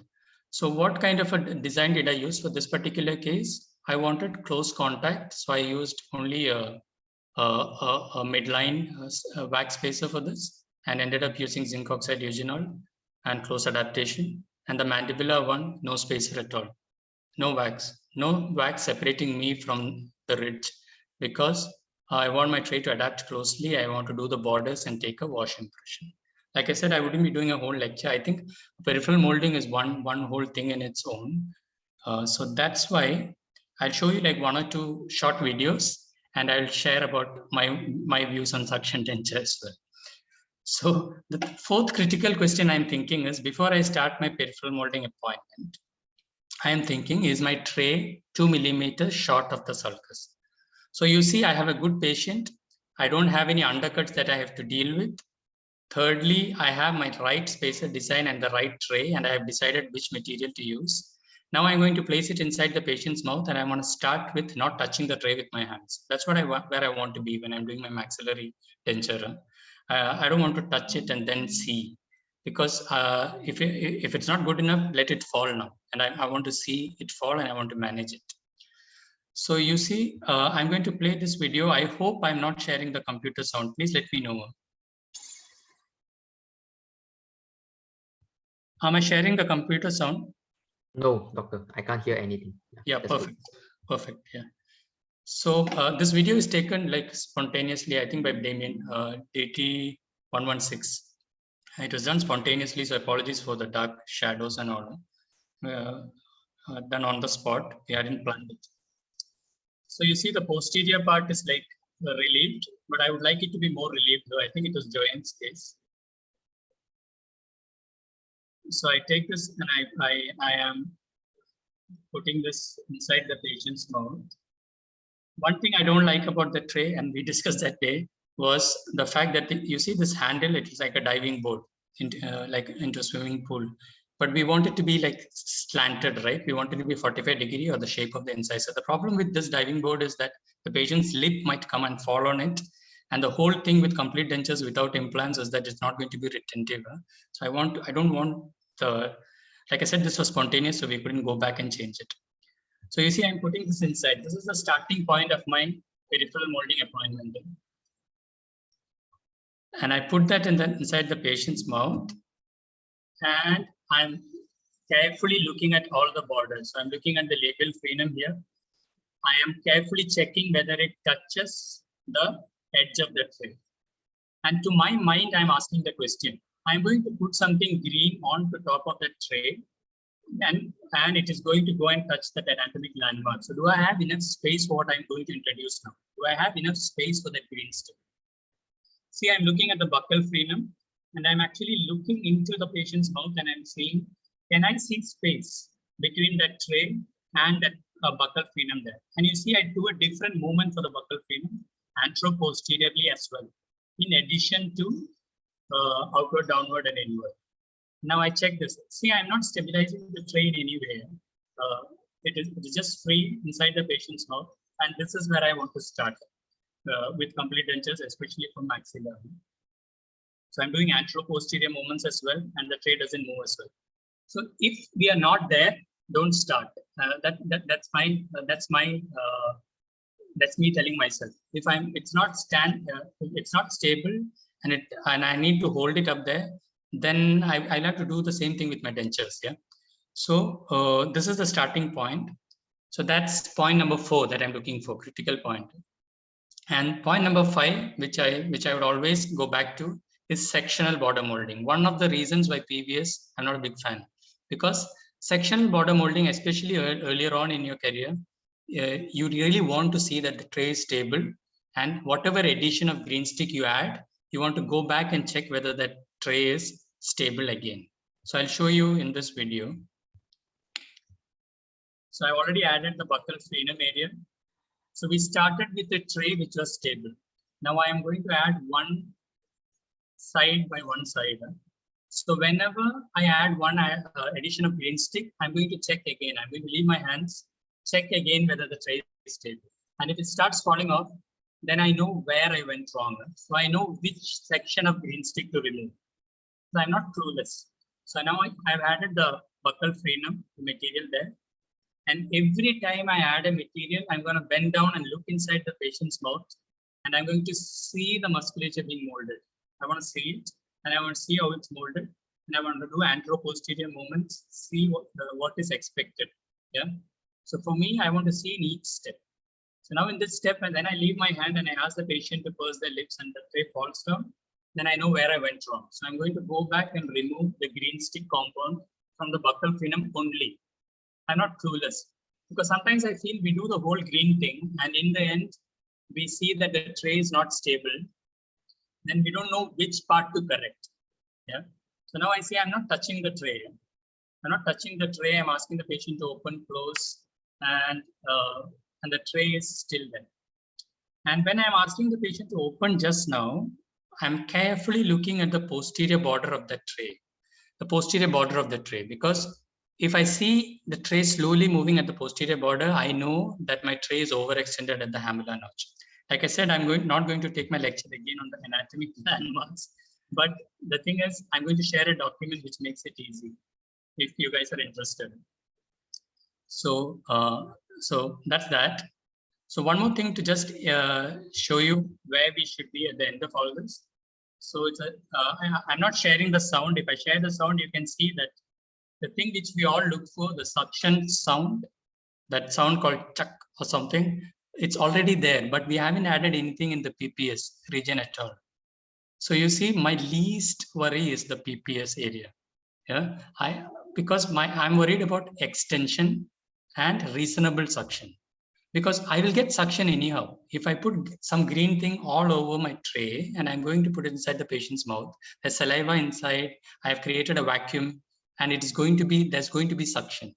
But you see, the key thing which I tried to share in the last 3 points was, it is extension that is more important than suction, and reasonable amount of suction. So you see, here at this point, we've got reasonable amount of suction and correct extension. So how will we know we have failed here? Is in complete denture issue. When we put the denture in, we will have good suction then also, but the tray will be like slowly coming out after 5 minutes, the denture. And then we know that we had good suction, but over extension. Yeah. So, and then we have to do all the relining and all those things. And finally, once you make the zinc oxide regional impression, not a perfect one, I would say, but like I said, it's just spontaneous. So 1 or 2 voids here and there. And I'm going to see whether on the borders, I can see that green through the zinc oxide regional. So here I make one more decision. So if I don't see the green on a lot of areas, I see like 2 millimeter thick of zinc oxide eugenol only, I'm going to retake. Yeah. And one thing that pulls me away from PVS, because I always feel that it's more flexible and sometimes it's more like a primary impression. But you see, any of these impression techniques will work in good ridges. Yeah. So the challenge is not there. And this is one video, I think Chang Yu, DT116, where I think we took this video, he himself did the molding, and we took this video at the end of a denture appointment to see where we should be. So nobody's touching the tray, and the patient is lifting, swiping the lips on the tongue on the upper lip. And this is where we want to be at the end of a mandibular impression molding, and we can hear the suction sound, but I'm not sharing the sound. Yeah. So it is sectionally molded. Yeah. You can see the posterior spacer design and everything. So to move on, I just found this from the internet, the suction denture, right? It's quite popular now, I think from Dr. A. And I had a chat with Viren and I looked it up. And I found the concepts quite similar to previously described concepts, but it's quite popular because the mandibular denture is and I like this video he posted on YouTube where he's using like a tweezer to pull out the lower denture. I mean, wouldn't I love to be there, right? And this video, as you can see in this, I have written the title, it's Suction Effective Mandibular Complete Denture. Very nice video, 1 hour. I don't have to give you a lecture on that because I haven't done it. You can actually go through this video and it's self-explanatory. But I would like to see what drives this technique. So there they have a form where you fill in all the ridge forms and spongy tissues and all the anatomic landmarks you see, and you actually classify the case as favorable, moderate, or unfavorable. So what I found in these videos were that there are 3 things. In suction denture, or in this philosophy, what we're trying to look for is the primary thing with our conventional technique is extension. Yeah, but here it is more of the oral mucous membrane, the quality and close adaptation. So you see in the first picture, it's actually showing, it's trying to see if there's a lot of sublingual fold tissue, a lot of cushioning tissue posterior to the ridge, it seems more favorable. Least favorable is when you don't have those tissues. Like I said, what I've seen, this is just on YouTube. I look for retromylohyoid region as well, whether it is favorable or unfavorable, whether it's shallow or deep. And classically, you see the retromolar pad region, it says it's more favorable for the suction technique when you have a very good retromolar pad region with fibrous tissue, less favorable in the middle one, and least favorable when you have a string of tissue. So it goes on to, I went on to think, oh, so maybe I'm also looking for the same thing when I'm doing my conventional technique, right? I want my denture to be stable because of this good retromolar pad tissue where I get good intimate contact. And there are other areas as well that he mentions. And he sort of compares the differences between conventional technique and the suction technique. And it's sort of, the advantage is said as it's a patient-centric impression technique. It looks good on a video because then you're asking the patient just to swallow and close, not all those movements and all. And you have a particular occlusal plate. So you're actually asking the patient to close and then you just do the movements. So the key thing here is, you see, we're not focusing on the extension. That's what I found in this technique. We are focusing on the tissues on the buccal and the lingual aspect to mold and get adequate suction, and not just on the sulcus, but also like sublingual fold tissue, the cheeks, everything. And the video also shows a different the anatomy that is different when you do a suction technique compared to when you do a conventional technique. The left one is the conventional technique and the right one is the suction technique. So I'm glad if you get additional, one more difference I found was in the design of the retromolar pad region as well. It advises you to cut through in that particular shape when you're doing the posterior. But I'm not going to give a lecture on that because I'm not an expert in that and I've not done it. But it was interesting to compare this conventional technique with the suction technique. Yeah, and I found a lot of similarities with this concept and the neutral zone technique as well. So if you look at this neutral zone technique, it also looks at molding that musculature on the buccal and the lingual aspects. So I would just suggest that you, as clinicians, you can just get additional training on one of these techniques and try to manage your complete denture. Until that point, the tried and tested technique that I have is to have a closely adapted tray and do the conventional techniques section by section. So for that, I made a document which actually, it's in my own words, I've looked into textbooks and what is available, and I made a script. So with pictures about what kind of a musculature or molding that I'm doing and what I'm going to look for it as a clinician. So I'm happy to share this with you. I cannot share this now because it'll take a long time if I go to each section. So I'm going to say like, oh, buccal frenum needs wider clearance. I'm just thinking out aloud. Oh, there are two muscles here. I like to put in that basic science thing here as well, because then as a clinician, I'm like thinking scientifically, even when I'm with my patient. Yeah. And for the maxillary also, I have things put in. Fovea palatini, I mentioned if you're able to find it, because for me, it's a challenge. For me, the key thing for the maxillary denture is the hamular notch. That's where I'm going to place my posterior denture. I'm almost close to 30 minutes, sorry. So I'll just go on. If you have any questions related to this section, please ask me at the end.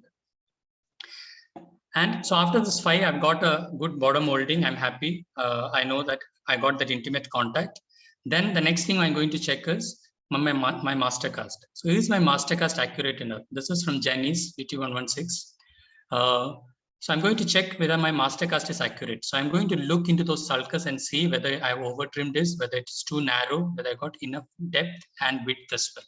And if I don't see this, I'm going to redo my impressions if I over trimmed it.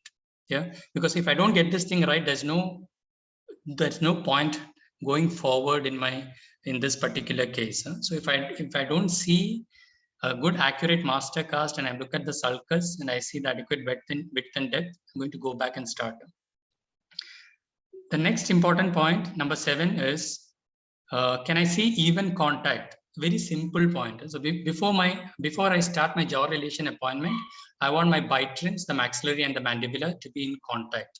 Yeah, the shape and all adequately made, and even contact within the maxillary and the mandibular ridge. I don't want to start my appointment and then think, oh, I'm going to add wax and then remove it, and I'm going to get it done during my appointment. This is one thing very particular about. If I don't see this, then I'm going to ask the patient to wait out, and then I'm going to make this proper and then only start. And point number 8, like I said, I'm not going to take you through the steps. I'm just trying to tell you what's in my mind when I'm doing a case. Number 8 is vertical dimension of occlusion. So when I commonly ask students what they look for when then they do vertical dimension of occlusion. The most common answer is we mark 2 points, one on the nose and one on the chin, and we measure 75 minus 72 or 76 minus 72. For me, 75 minus 72, 76 minus 72, whatever is important. In provided you further check it with phonetics and also the patient's appearance. Yeah, because the millimeters are quite vague. Some patients can have more of it, some patients can have less of it. So you need to check whether the patient can speak clearly with the bitrins inside the patient's mouth. Yeah, yeah. If we miss doing that, the millimeters don't matter. The patient, this might not be successful. Okay, I'm just trying to rush in a bit. So the next critical question that comes to my mind is when I do my central relation, and this is where I most commonly see dentures fail, particularly the early ones.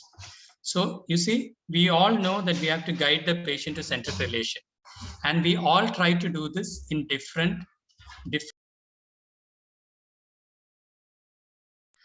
So when some people tell me they ask the patient to touch the palate with their tongue, the tip of the tongue. Others tell they ask the patient to swallow.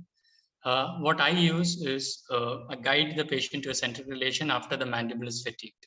So the different ways to do it, you can place to a deprogramming kind of a thing between the patient's rims, and you can ask them to close after some time, or you can just fatigue the mandible like with your hands up and down, up and down, up and down, close slowly posteriorly. Why I don't use the mandibular, all the textbooks say that turn your tip of the tongue and touch the palate thing, is because my mandibular dentures are usually not very stable, and then shallow ridges. And when I ask the patient to do that, it sort of like dances around anyhow. So I'm not very confident with that technique. So I follow guiding. But the key thing is, when I'm guiding and asking the patient to close, for me, the key thing is this. I want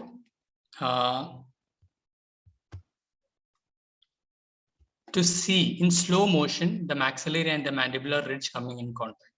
Very critical for me, because I want to see, and I ask the students also to do this, I want to see the maxillary and mandibular ridge come in contact. I don't want to look into it after I have asked the patient to close. Common area of mistake, because when the patient closes and then we retract the cheek and take a look, it almost always is in contact because there's no teeth to stop it from coming into contact, and the denture base just moves around a bit. Yeah. So I want to see the contact in slow motion. Yeah. And finally, the teeth arrangement. One common thing that I see that's missing is the glass plate occlusion thing. We all read it, we all know it, but do we check it? So I want it to be there in my denture. I want to check whether the glass plate occlusion is there. It saves me a lot of trouble in actually translating what I've recorded during the MMR to the trying stage. And finally, during the trying, I'm going to check everything that I checked during MMR, as we all know. But you see, I'm going to recheck that slow motion thing. I want to see my maxillary and the mandibular denture coming into occlusion in centric relation with all the musculature relaxed in slow motion. I don't want to check in after the patient has closed the mouth. I don't want to retract and then see. Yeah. And finally, this is Janice's case, I guess. We check for appearance and speech. And I have to recheck the centric relation during trying. The lab work is important as well, as it's mentioned. And this is the first denture. And I think this is Chang Yu's case. So first denture. So the earlier denture you see was in class 3, but we modified it. And this is his first case or second one, I don't remember. So to summarize, I think it's 35 minutes. It would be great if you can share your challenges and we can discuss if possible. To summarize, the key 12 things that I tick off is, can I work with the patient? Can I see undercuts? And most probably manage it surgically rather than try all the other techniques which I see on the net. Special trays, do I have good contact and I have used the right spacer design for that case? Am I close enough to my tissues? Yeah, or is the material keeping me away from it? Is my extension correct? Can I see space? And I'm going to introduce something, does it have space? So if I don't see that, I'm going to go back. Am I going to do this in sections so that I can check at each point, be very thorough with it? Does my master cast look great? Does it look accurate? Is the sulcus width adequately recorded? Are my bitrins coming in contact evenly? Can the patient speak properly? Slow motion, centric relation, teeth arrangement, glass plate, vertical dimension. Can they speak rather than the measurements? Speak okay, then measurements check, okay, I'm happy. Yeah. And finally, try and also recheck what we did in MMR. So these are the 12 steps. So see a lot of information, and some of this is like comes from experience as well. So there are 3 things that I have with me, which is the document that I made with the landmarks and the sentences which talk about clinical significance and the landmarks together. Happy to share with you all. Then these 2 articles also very simple and summarize quite well what all we can expect. The one, number 10, is the one with talks about denture problems and how to manage each kind of problem. So I made a PDF out of this as well. Happy to share with you after this. So my final slide is a shortcut. So I mean, I've done a few dentures when I did my postgrad as well. I was in a government setup. So we had a lot of cases coming in. I made enough mistakes to learn. And then when I come in to teach students, I try to see whether we can deliver the best possible treatment, even with their first denture. And we go on to clinic. I've been in a private setup as well, worked for some years. And the pressure to succeed is also quite high. So to summarize, for me, it is I don't want to fail. So if I don't know it, and if my skills are not up there, I'm going to refer and I'm going to upskill. The shortcut that I followed is that there's no shortcut. The key thing is that if you can have a mentor who holds your hand through your first or second case or a complicated case, that's the surest way to success for me. So I'm just sharing my opinion here. So when I say mentor, it's not somebody I see on the internet. To have somebody whom you're constantly contacting and who's going to walk through you with that case. And that's the only way early on in your career for me. Because all the other things, I'm not very sure about whether they work. So I need to have somebody close to me, not maybe a speaker, an international speaker, somebody close around who has done it before and who takes me through each step. And I can actually talk to them throughout. So I'm very glad when sometimes, I mean, students contact me after when they're working in the clinic now. For example, I think Sin Young is here, Chang Yu sometimes. We to talk about cases and we discuss about cases and all. For me, it's a good thing to learn from as well, from the cases you guys share, and to see whether things are working, what we have taught in the university. So once again, thanks a lot for having me here. Sorry, it's been 40 minutes. I hope if you can share some challenges from your cases, I'm happy to discuss that with whatever I know. And I wish you all the well in your journey. And I hope you're well guided and well centered. Thank you. All right. Thank you so much, Dr. Rohit, for such an interesting overview on the critical steps to achieve a good result in complete denture. So you have given us 12 steps from communication, undercuts, to sectional border molding, and finally RDO and centric relation. It's very easy to follow, and I think it can be serve as a mantra. If you can just repeat that, maybe next time when we do a complete denture case, it's easier. Thank you so much, really. So are there any questions from the floor? So just feel free, you can type in the chat box, or you can also unmute yourself and speak to Dr. Rohit directly. So Dr. Rohit, I see a question from Dr. Chong. I read it out to you. Thanks, Dr. Rohit. I'm guilty of writing in the lab form, special tray, please. Umbrella type of spacer, would it be a better form to register the palatal rugae? As studies has shown, it may improve patients' adaptability if we can copy the rugae patterns. Yes. So, like I said, each case would require a specific kind of spacer. So the way I make the decision is, I'm trying to see, I'll just tell you my thought process. So I'm saying, if I place wax between my cast and my tray is not going to touch the cast. And then my tray is not going to touch the mucosa there. So then I'm thinking, is my patient's mucosa and bone good in that particular area? So if it's good, I'm going to have good contact. So that's the primary stress bearing areas and all the theory. If the area, the mucosa is not good, like there is nerve vessels underlying, there is thin tissue. So I don't want my tray to touch. So I want to keep some wax. So that's relief. For the rugae, I think the logic is that there's a fold of tissues. So if you're going to compress that area, then maybe not advisable. So like you said, the umbrella would work well, and you record that area as well. When you use an umbrella type spacer, you take that wax off, and then you can record that particular area without compressing the rugae well, using using the impression material. Yeah. But for my earlier case, I didn't do that in that particular case, you see, because I felt that the rugae area, not the same for everybody here. So the rugae area was not that prominent at all. It was quite flat, and I didn't expect much happening. There's no rebound or nothing. It was quite flat. So I went in for that single strip because for that maxillary ridge, it was quite shallow. So like I said, it is to ensure intimate contact. So for each of these cases, my decision-making point is that is my clinical observation of the tissue. What have I been able to answer your question, Junai? Or did I go off track? Okay, yeah. Thank you.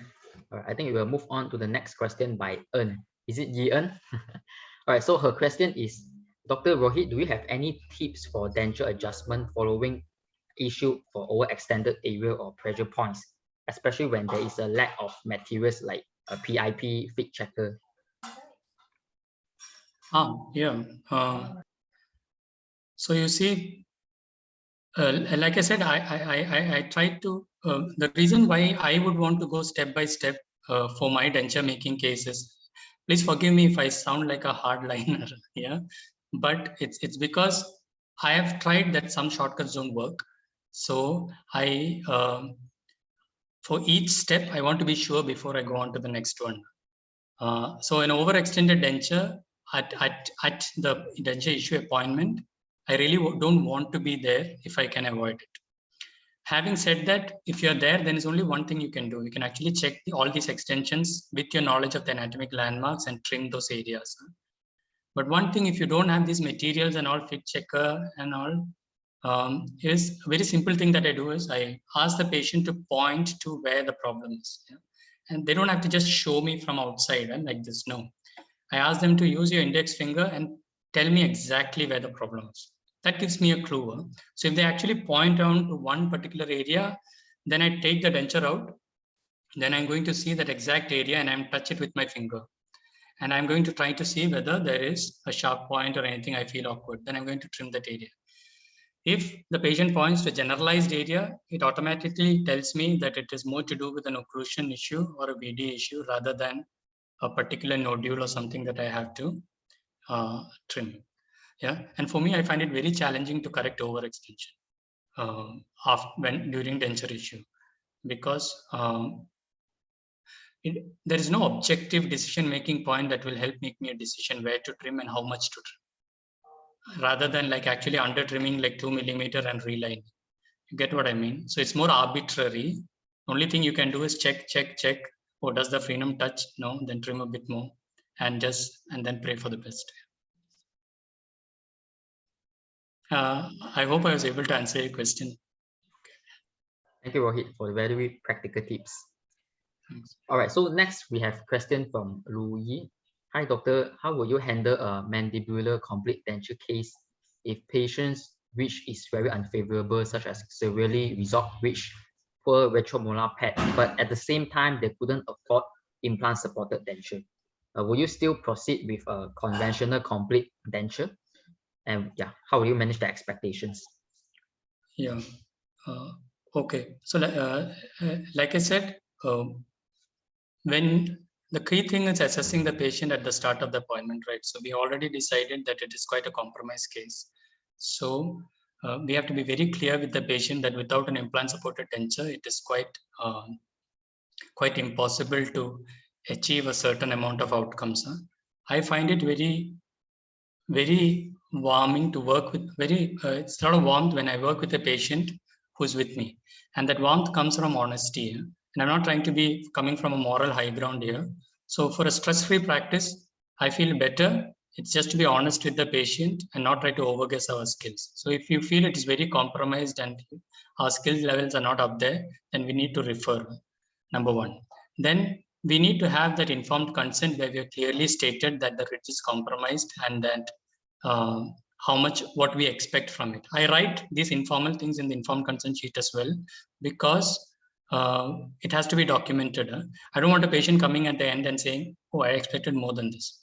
So for such a resorption, there are two options, right? You either refer, you do an implant supported complete denture, or like I said, the suction denture is quite popular now. You can get trained from Japan, or they have all these training centers, and the concept is quite different from the conventional denture. So it's about molding with the patient's mouth closed. So I would like to try that. To conclude, the earlier case that I showed, I still went on to do the complete denture. I avoided a spacer so that I could get intimate contact. Then I focus on the extension all the time, suction no matter, extension, trim everything so that until the tray is stable, and maybe make a one-shot impression. So if you have a case like that, I can walk with you. I hope I was able to at least give you a vague answer. All right. Thank you, Dr. Rohit. I think it's very true that sometimes we have to recognize that even for complete denture, there are cases that we need to refer, right? Like with all this severe ridge resorption, if we cannot manage, it could be better managed by a specialist. Yeah, thank you so much. So sorry, I think we have reached the time limit for the Q&A. We will go on with the schedule. Thank you so much once again, Dr. Rohit. Thank you for having me here. Thank you. Thanks, everyone. All right.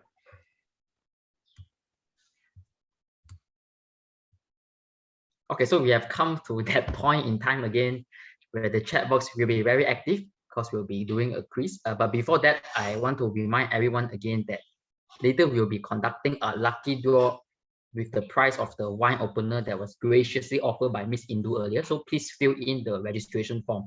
Yeah, Celia, could you just post it in the chat again? I think the committee can register also, Vivian, right? Yeah, of course. I want to win that wine opener. Yeah. I mean, I don't have wine, but I guess I can use it to open my tomato sauce or something. Yeah. Okay. Okay. All right. Thank you, Celia. Right. So we'll move on to the quiz.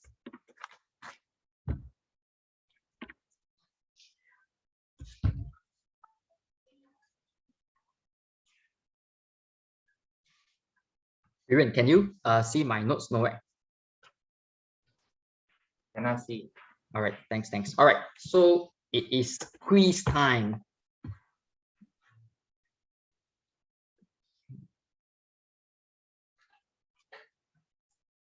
Okay. So this next question, the answer was given in the earlier part, right? So if you listen properly, you'll get that in no time. All right. So the question is, which cohort is our president Viren from, and what is the breed of his dog? Right. So there's two answers for this. Yeah.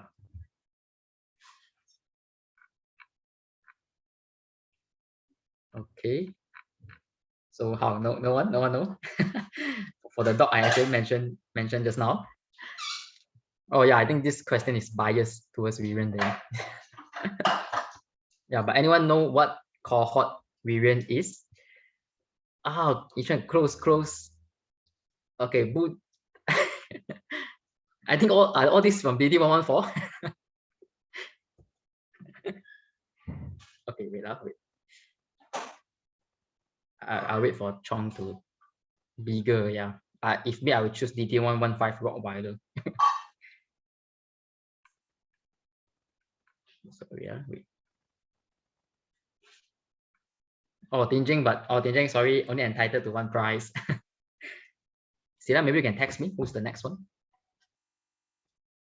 Okay, Kang Ingjing. Hi. Ingjing is from DD114, I believe. Ingjing, would you like to just open your video, share with us your name, your cohort, and maybe what discipline you are interested in? Yeah, and maybe a short why. Hi everyone. I'm from DT115. I'm Ying Zeng. I'm into resto for now, but maybe things will change. Okay, so nice to see all of you here. Okay, thank you, Inzing. Thank you so much from DT115. Right. So I hope the lecture from confidential benefit you and suits your area of interest. Thank you so much and congratulations. All right, so the next question, are you all ready? All right, so I go on to it. Who is the clinician in charge or dental officer of IMU Oral Health Center? I need a full name and Christian name. Yeah.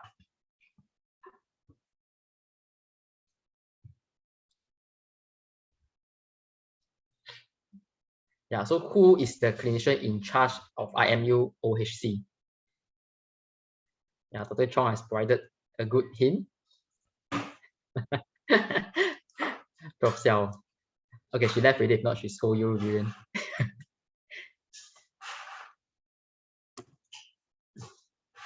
Come on, you all seen him or her inside out every day or brush past him.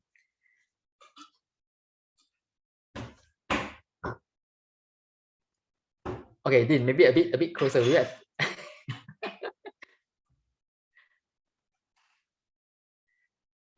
I think it's Yining. Let me just confirm with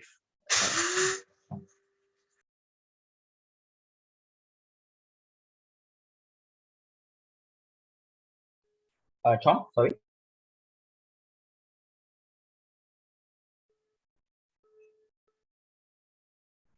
Okay, all right. So so the winner for this round is Tanjarong. I'm sorry for the background voice. So Tanjarong, could you open your video, tell us about your name, cohort, and where? Yeah, and what will you miss most about IMU? Hi, my name is Jarong. I'm from DT117. Hi, 117. So means you will you are graduating soon in 2 years time? Yes, next year. All right, so what will you miss most about IMU if you graduated next year? Maybe the coffee from McAlchemy. Yep. Oh, okay, okay. Cool, yeah. I also miss Met Alchemy, but the voucher, right? They always give 5 ringgit voucher, very worth. All right, thank you and congrats, Jarong, for answering that correctly. Thank you. All right, so we have come, I think, the last quiz of the day. All right, so this last quiz is also a short answer question. So the question goes like this: who among our faculty was involved in the development of this CPG antibiotic prophylaxis in oral surgery for prevention of surgical site infection? Yeah, full name, please. Full name.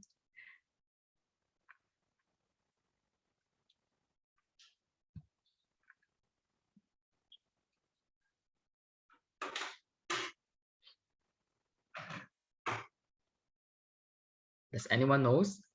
Are you Google search his full name or?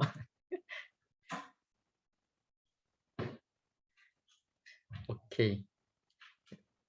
I just wait for Celia to confirm with me. I think it's Karen. So, no.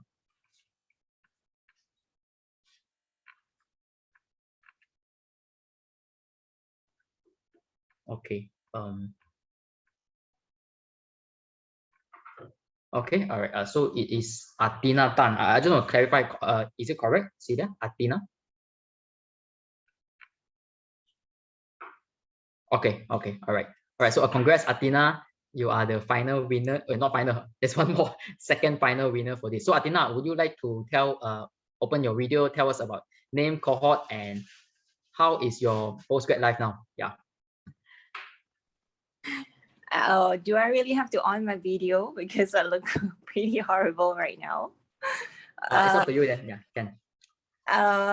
Okay, I'll try actually. Let me just wait. Correct my hair a little. Okay, please don't judge. I am at home on a Sunday, so can you guys see me? Can, I assume, because I'm in full screen mode, but can. Okay, so yeah, I am Athena. I'm from DT112. You guys might know me. How's post-grad life is it? It's surviving. Not too bad, not too bad. Enjoying. I'm actually really enjoying. I'm doing a lot of clinicals now in second year. Yeah, so not too bad. Anyways, good job to the committees. Very well organized and very interesting speakers and topics you guys have, and also the quiz. So good job. Especially to you, Danyang. Thanks. I like Thanks, how you Athena. moderate. Thank you, Athena. And we are also glad that you are having a blast in postgrad. Thanks and congratulations once again. All right, so for this final quiz, I want to invite Dr. Naveen out to pick the winner. Dr. Naveen, because it is related to you. Dr. Naveen, are you there? Do you unmute yourself? Yeah. Okay, all right. So here it goes, right? So Dr. Naveen, I will pose the question, then maybe, because I also don't know what's the correct answer, then maybe you can see from the chat box who is the fastest one that come up with the correct answer. Okay. Then that is your biggest fan. Yeah. Okay, here it comes. Here it comes. All right. So Dr. Naveen is our IMU alumni coordinator. What's his favorite sports? Is it badminton, archery, football? A. Badminton, cricket, game, football. Badminton, swimming, rugby, or badminton, yoga, and ice skate. Yeah.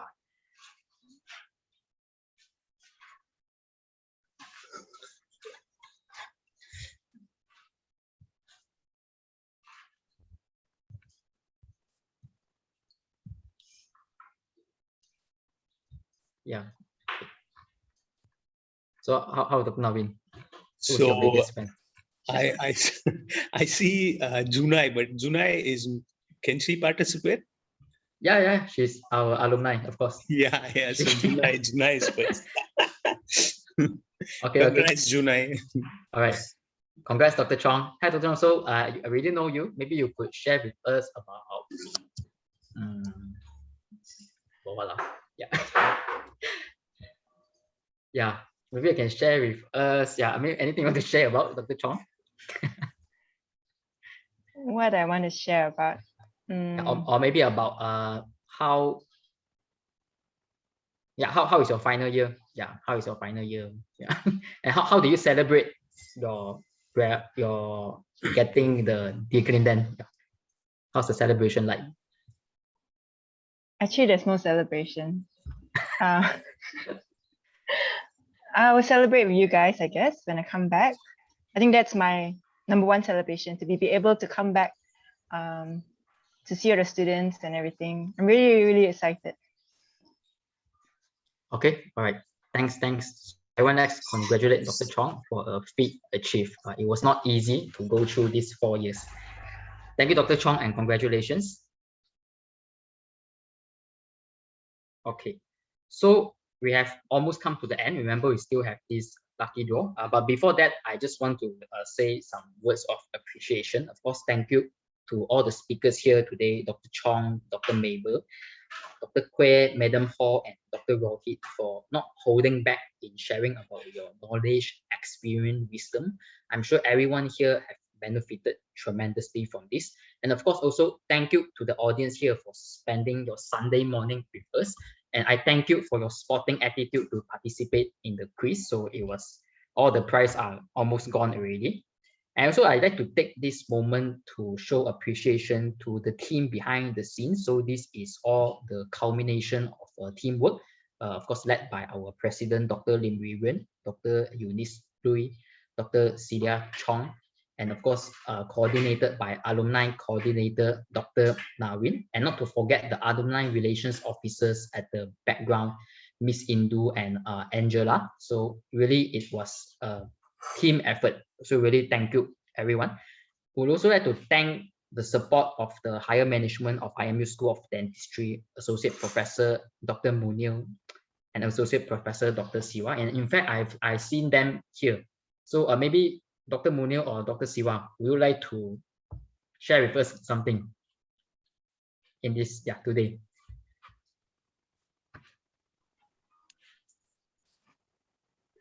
Hi. Dr. Munir is there? Yes, Siwa, please. You you carry on. No. You. Dr. Munir, you speak. Yeah. Okay, Yeah. thank you so much, everyone, for a nice program. I enjoyed it a lot. By the way, I was doing some marking also for exam, and I was listening to the talks. Thank you for the alumni, and thank you the DT117 students who are here. Thank you to the committee and Dr. Naveen, Indu, Dr. Siva, because I think homecoming is very, very important. It keeps you connected to from where you have started your journey, and it will always help you improve your knowledge, skill, and this is what we are trying our best to do.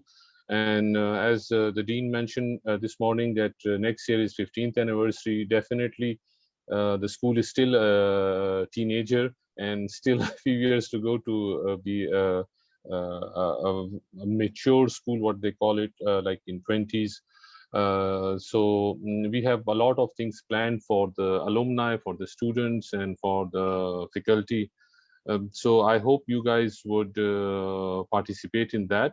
I'm sure everyone is busy, and I'm so proud that our alumni are doing so good, and they are in so many places, and really proud of all of you. So I hope you'll be able to share your experience and even give us suggestion. So what I'm planning to do is for the 15th anniversary, I'm leading the coffee table book. So I'll be contacting different people to share pictures.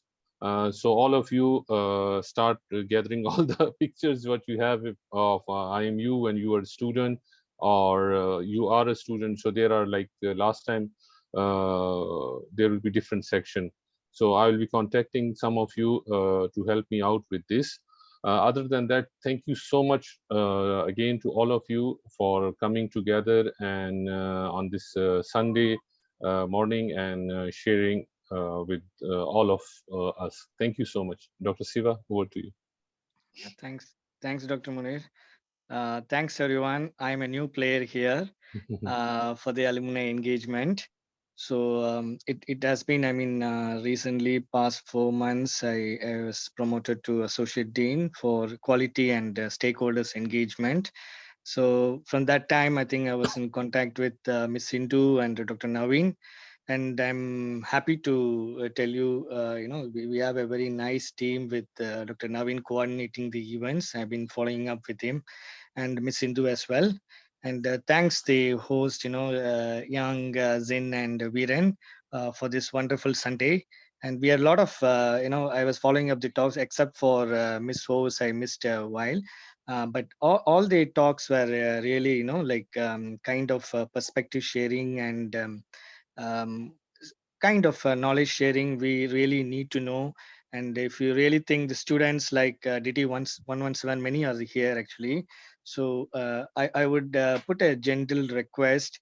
We have an alumni buddy system coming up from the alumni office. So even before that, I think DT117 is going to graduate next year successfully. So probably all alumni, they need a mentor, like as how Dr. Rohit put it, like you need someone to carry you along when your journey, the start of your journey, and a journey is never the destination, right? So probably alumni can effectively support our students, and I'm sure once they are out, as you have experienced, it's totally a new arena, right? Totally a new world practice and situations, environment, people you meet, and a lot of things you learn out of whatever we incorporate in the curriculum, but the real world is actually a real world. So probably you can share your thoughts effectively to our students so that they are well prepared. And moving forward, school has done a lot of things, as Dr. Munir has pointed out, and we are on the brink of facing the 15th anniversary next year. And also, school has got 2 curriculums in place with new curriculum and the old curriculum running from DT120 to DT117, and the current batch DT121, and the one batch which is going to join us in DT122 in next year, they are under new curriculum. So one of the things I would like to say, proud to say, from School of Dentistry, we are the first school to implement one of the innovative ways in education that is called entrustable professional activities in the world, and we have implemented it with the leadership of Prof. Alan, and I would take this opportunity to thank him. And I'm sure all of you have experienced or gained knowledge from him all this way, even though he's not here now, but still he's an adjunct professor for School of Dentistry. And under his leadership and the curriculum leadership from Dr. Munir, and myself as a lead for the entrustable professional activities, we have been working too much into that and currently rolled in. So hopefully all these things puts the School of Dentistry at one level, and alumni holds a lot of stakes here. So probably it should not stop within the lectures here and the half-day lectures and sharing the perceptions and expectations. Moving beyond, we would like you to see into our curriculum in this school as well. There are a lot of opportunities. So any ideas you have, you can discuss with Dr. Naveen, Dr. Munir, or myself. Anything you want to contribute from alumni side, even for, Dr. Mabel was excellently putting it, the community partnerships, what she's doing in Hong Kong. So those are the forward things which can happen really, and which can help our students, also the future practitioners, right? So that's a thought. I just leave you with another simple thought in dentistry. It's been more than, I would say, 20 years or 22 odd years after I graduated.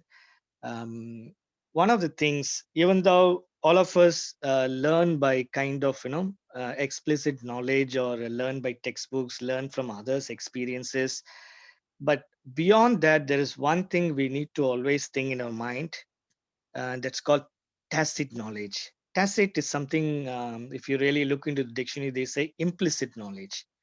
It comes from our experience, our own experience, the personal wisdom, you can say, or you can rightly put that word, intuition, something like that. That kind of wisdom and intuition and insight, we need to develop that.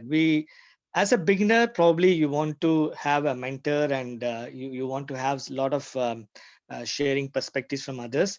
But as you go along, we develop that kind of knowledge, which is never spoken in textbooks. Okay, so that's one thing. Probably if you want to get out of what I want to tell, I think most of the thing Dr. Munir has told, but beyond that, you need to develop that.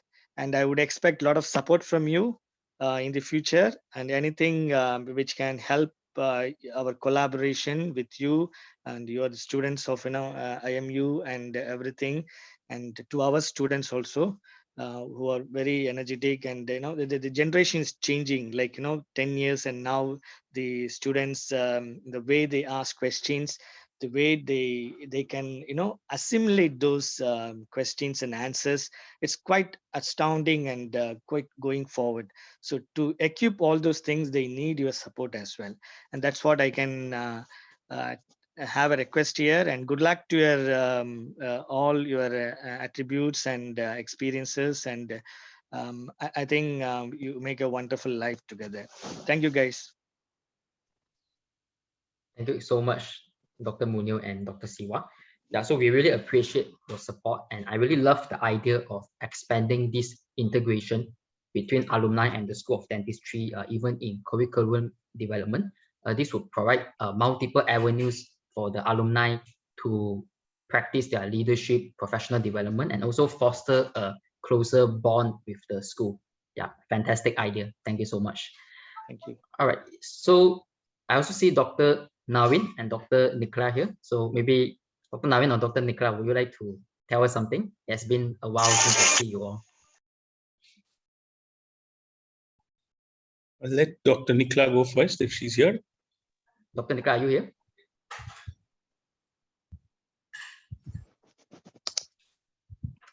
All right, maybe Dr. Naveen, you can go first. Okay, yeah.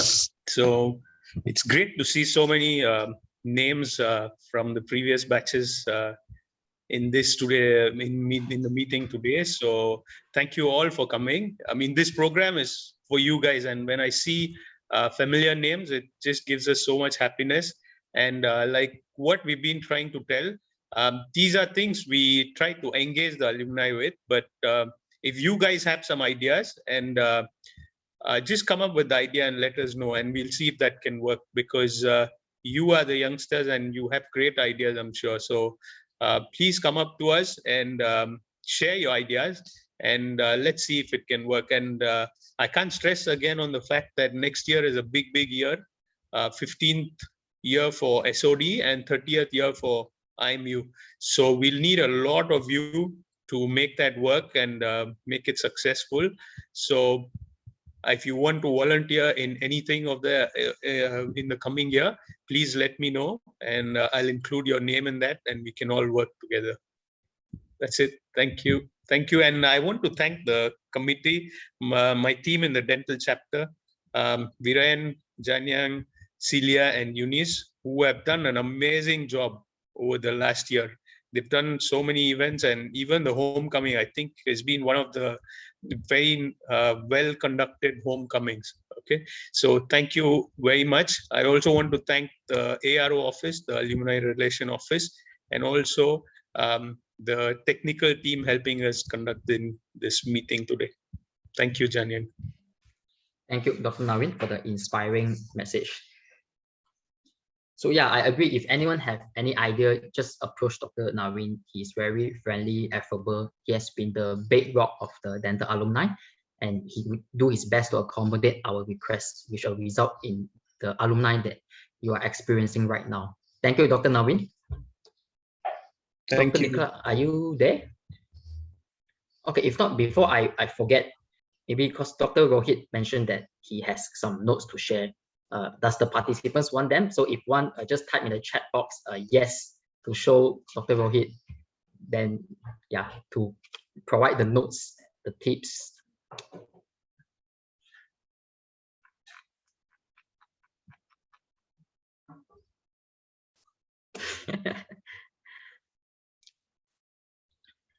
That's right. That sounds like a very great cheat sheet for complete denture. Right. Yeah, Dr. Rohit, I think there is a great demand for your. Dr. Rohit, are you there?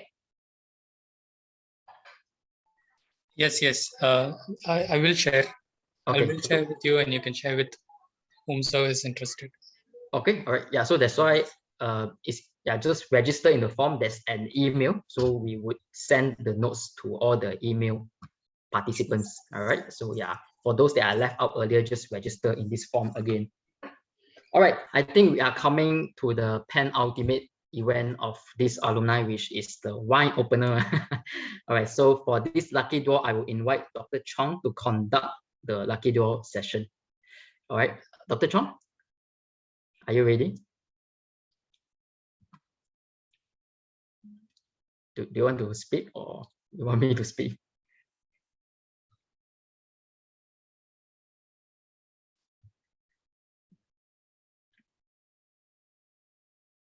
Okay, 60 responses. Yeah, wait, that's only 47. Anyone put duplicate name to increase your chance?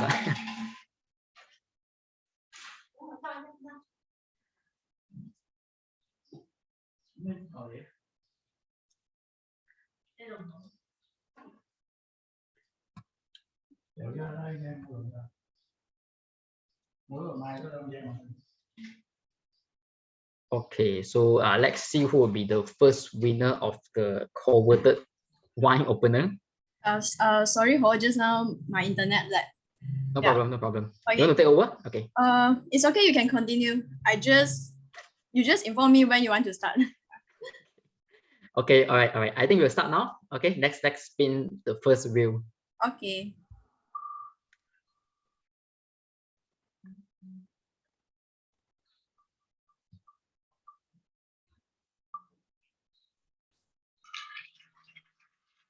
Fong Ji Ching, congratulations. Ji Ching, are you here? Ji Ching, are you here? Hello, yes, I'm here. Hi. Congrats. Would you like to tell us about your name, your cohort, and maybe share about, I also don't know what else to share about. Maybe ask if she drinks wine. What will you do with this wine opener? Oh yeah, that would be, yeah. Oh, okay. I'm Ziqing from DT 117, and yeah, we just bought a bottle of wine. Wow. Yeah, so it's just on time. Okay, then this is a perfect gift for you then. Yes, thank you. Congrats, Ziqing. Okay, so we have one more wine opener up for grabs. So Chong, you can spin at when you are ready.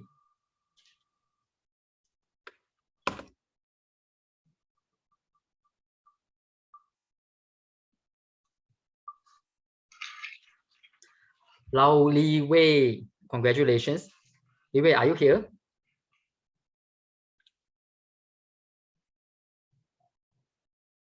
Li Wei, are you here? Lao Li Wei.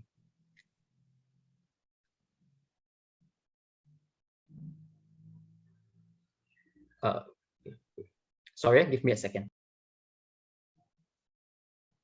She's here and she has a problem with her microphone. Oh, is it? Okay. Yeah. All right. Then never mind then. Then congratulations, Li Wei. So I hope you have bought a wine like Ziqing also, so that you can immediately put this wine opener to use. All right. So I believe we have came to an end. I think now everyone, you can just open your camera. It can be a casual session. You can just take a picture. And if anyone want to ask anything, you can ask so. Then we will conclude the session. Yeah, come on, guys, just open your camera. It will be a chill mama tea time session. I invite the committee speakers all. Yeah, Dinjing, hi, Dinjing.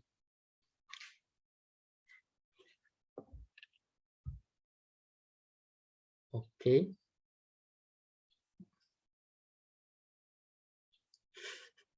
How about the rest? Come on. I want to see some faces. Jun Ai, Athena. I see my senior Yining here. Hi, Yining. And let me see. Sorry, I can't recognize other people. Maybe I'm quite old. But yeah, I'm glad to see you all, even if I'm meeting you all for the first time here. Okay, maybe Angela, we can just take another picture. Is that okay? Yeah, sure, no problem. Okay, let me just adjust something. Okay, 1, 2, 3.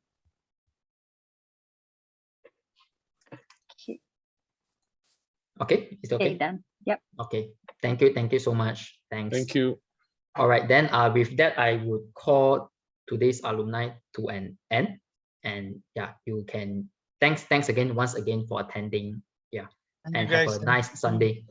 Thank you and keep shining. Bye-bye. Bye.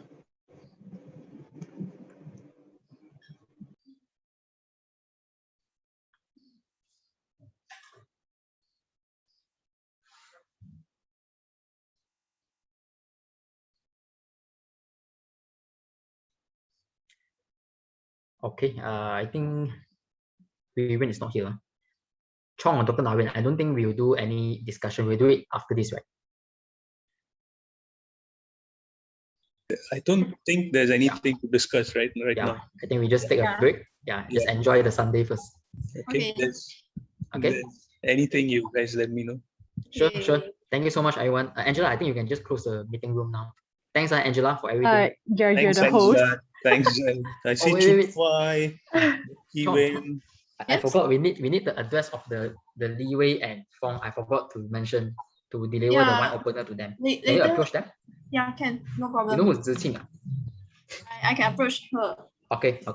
After you approach, you can tell Angela. Okay, thank you so much. All right, thank you all. Bye-bye. Bye. Bye. Oh, I'm the host. I'll end meeting. Okay. Yes.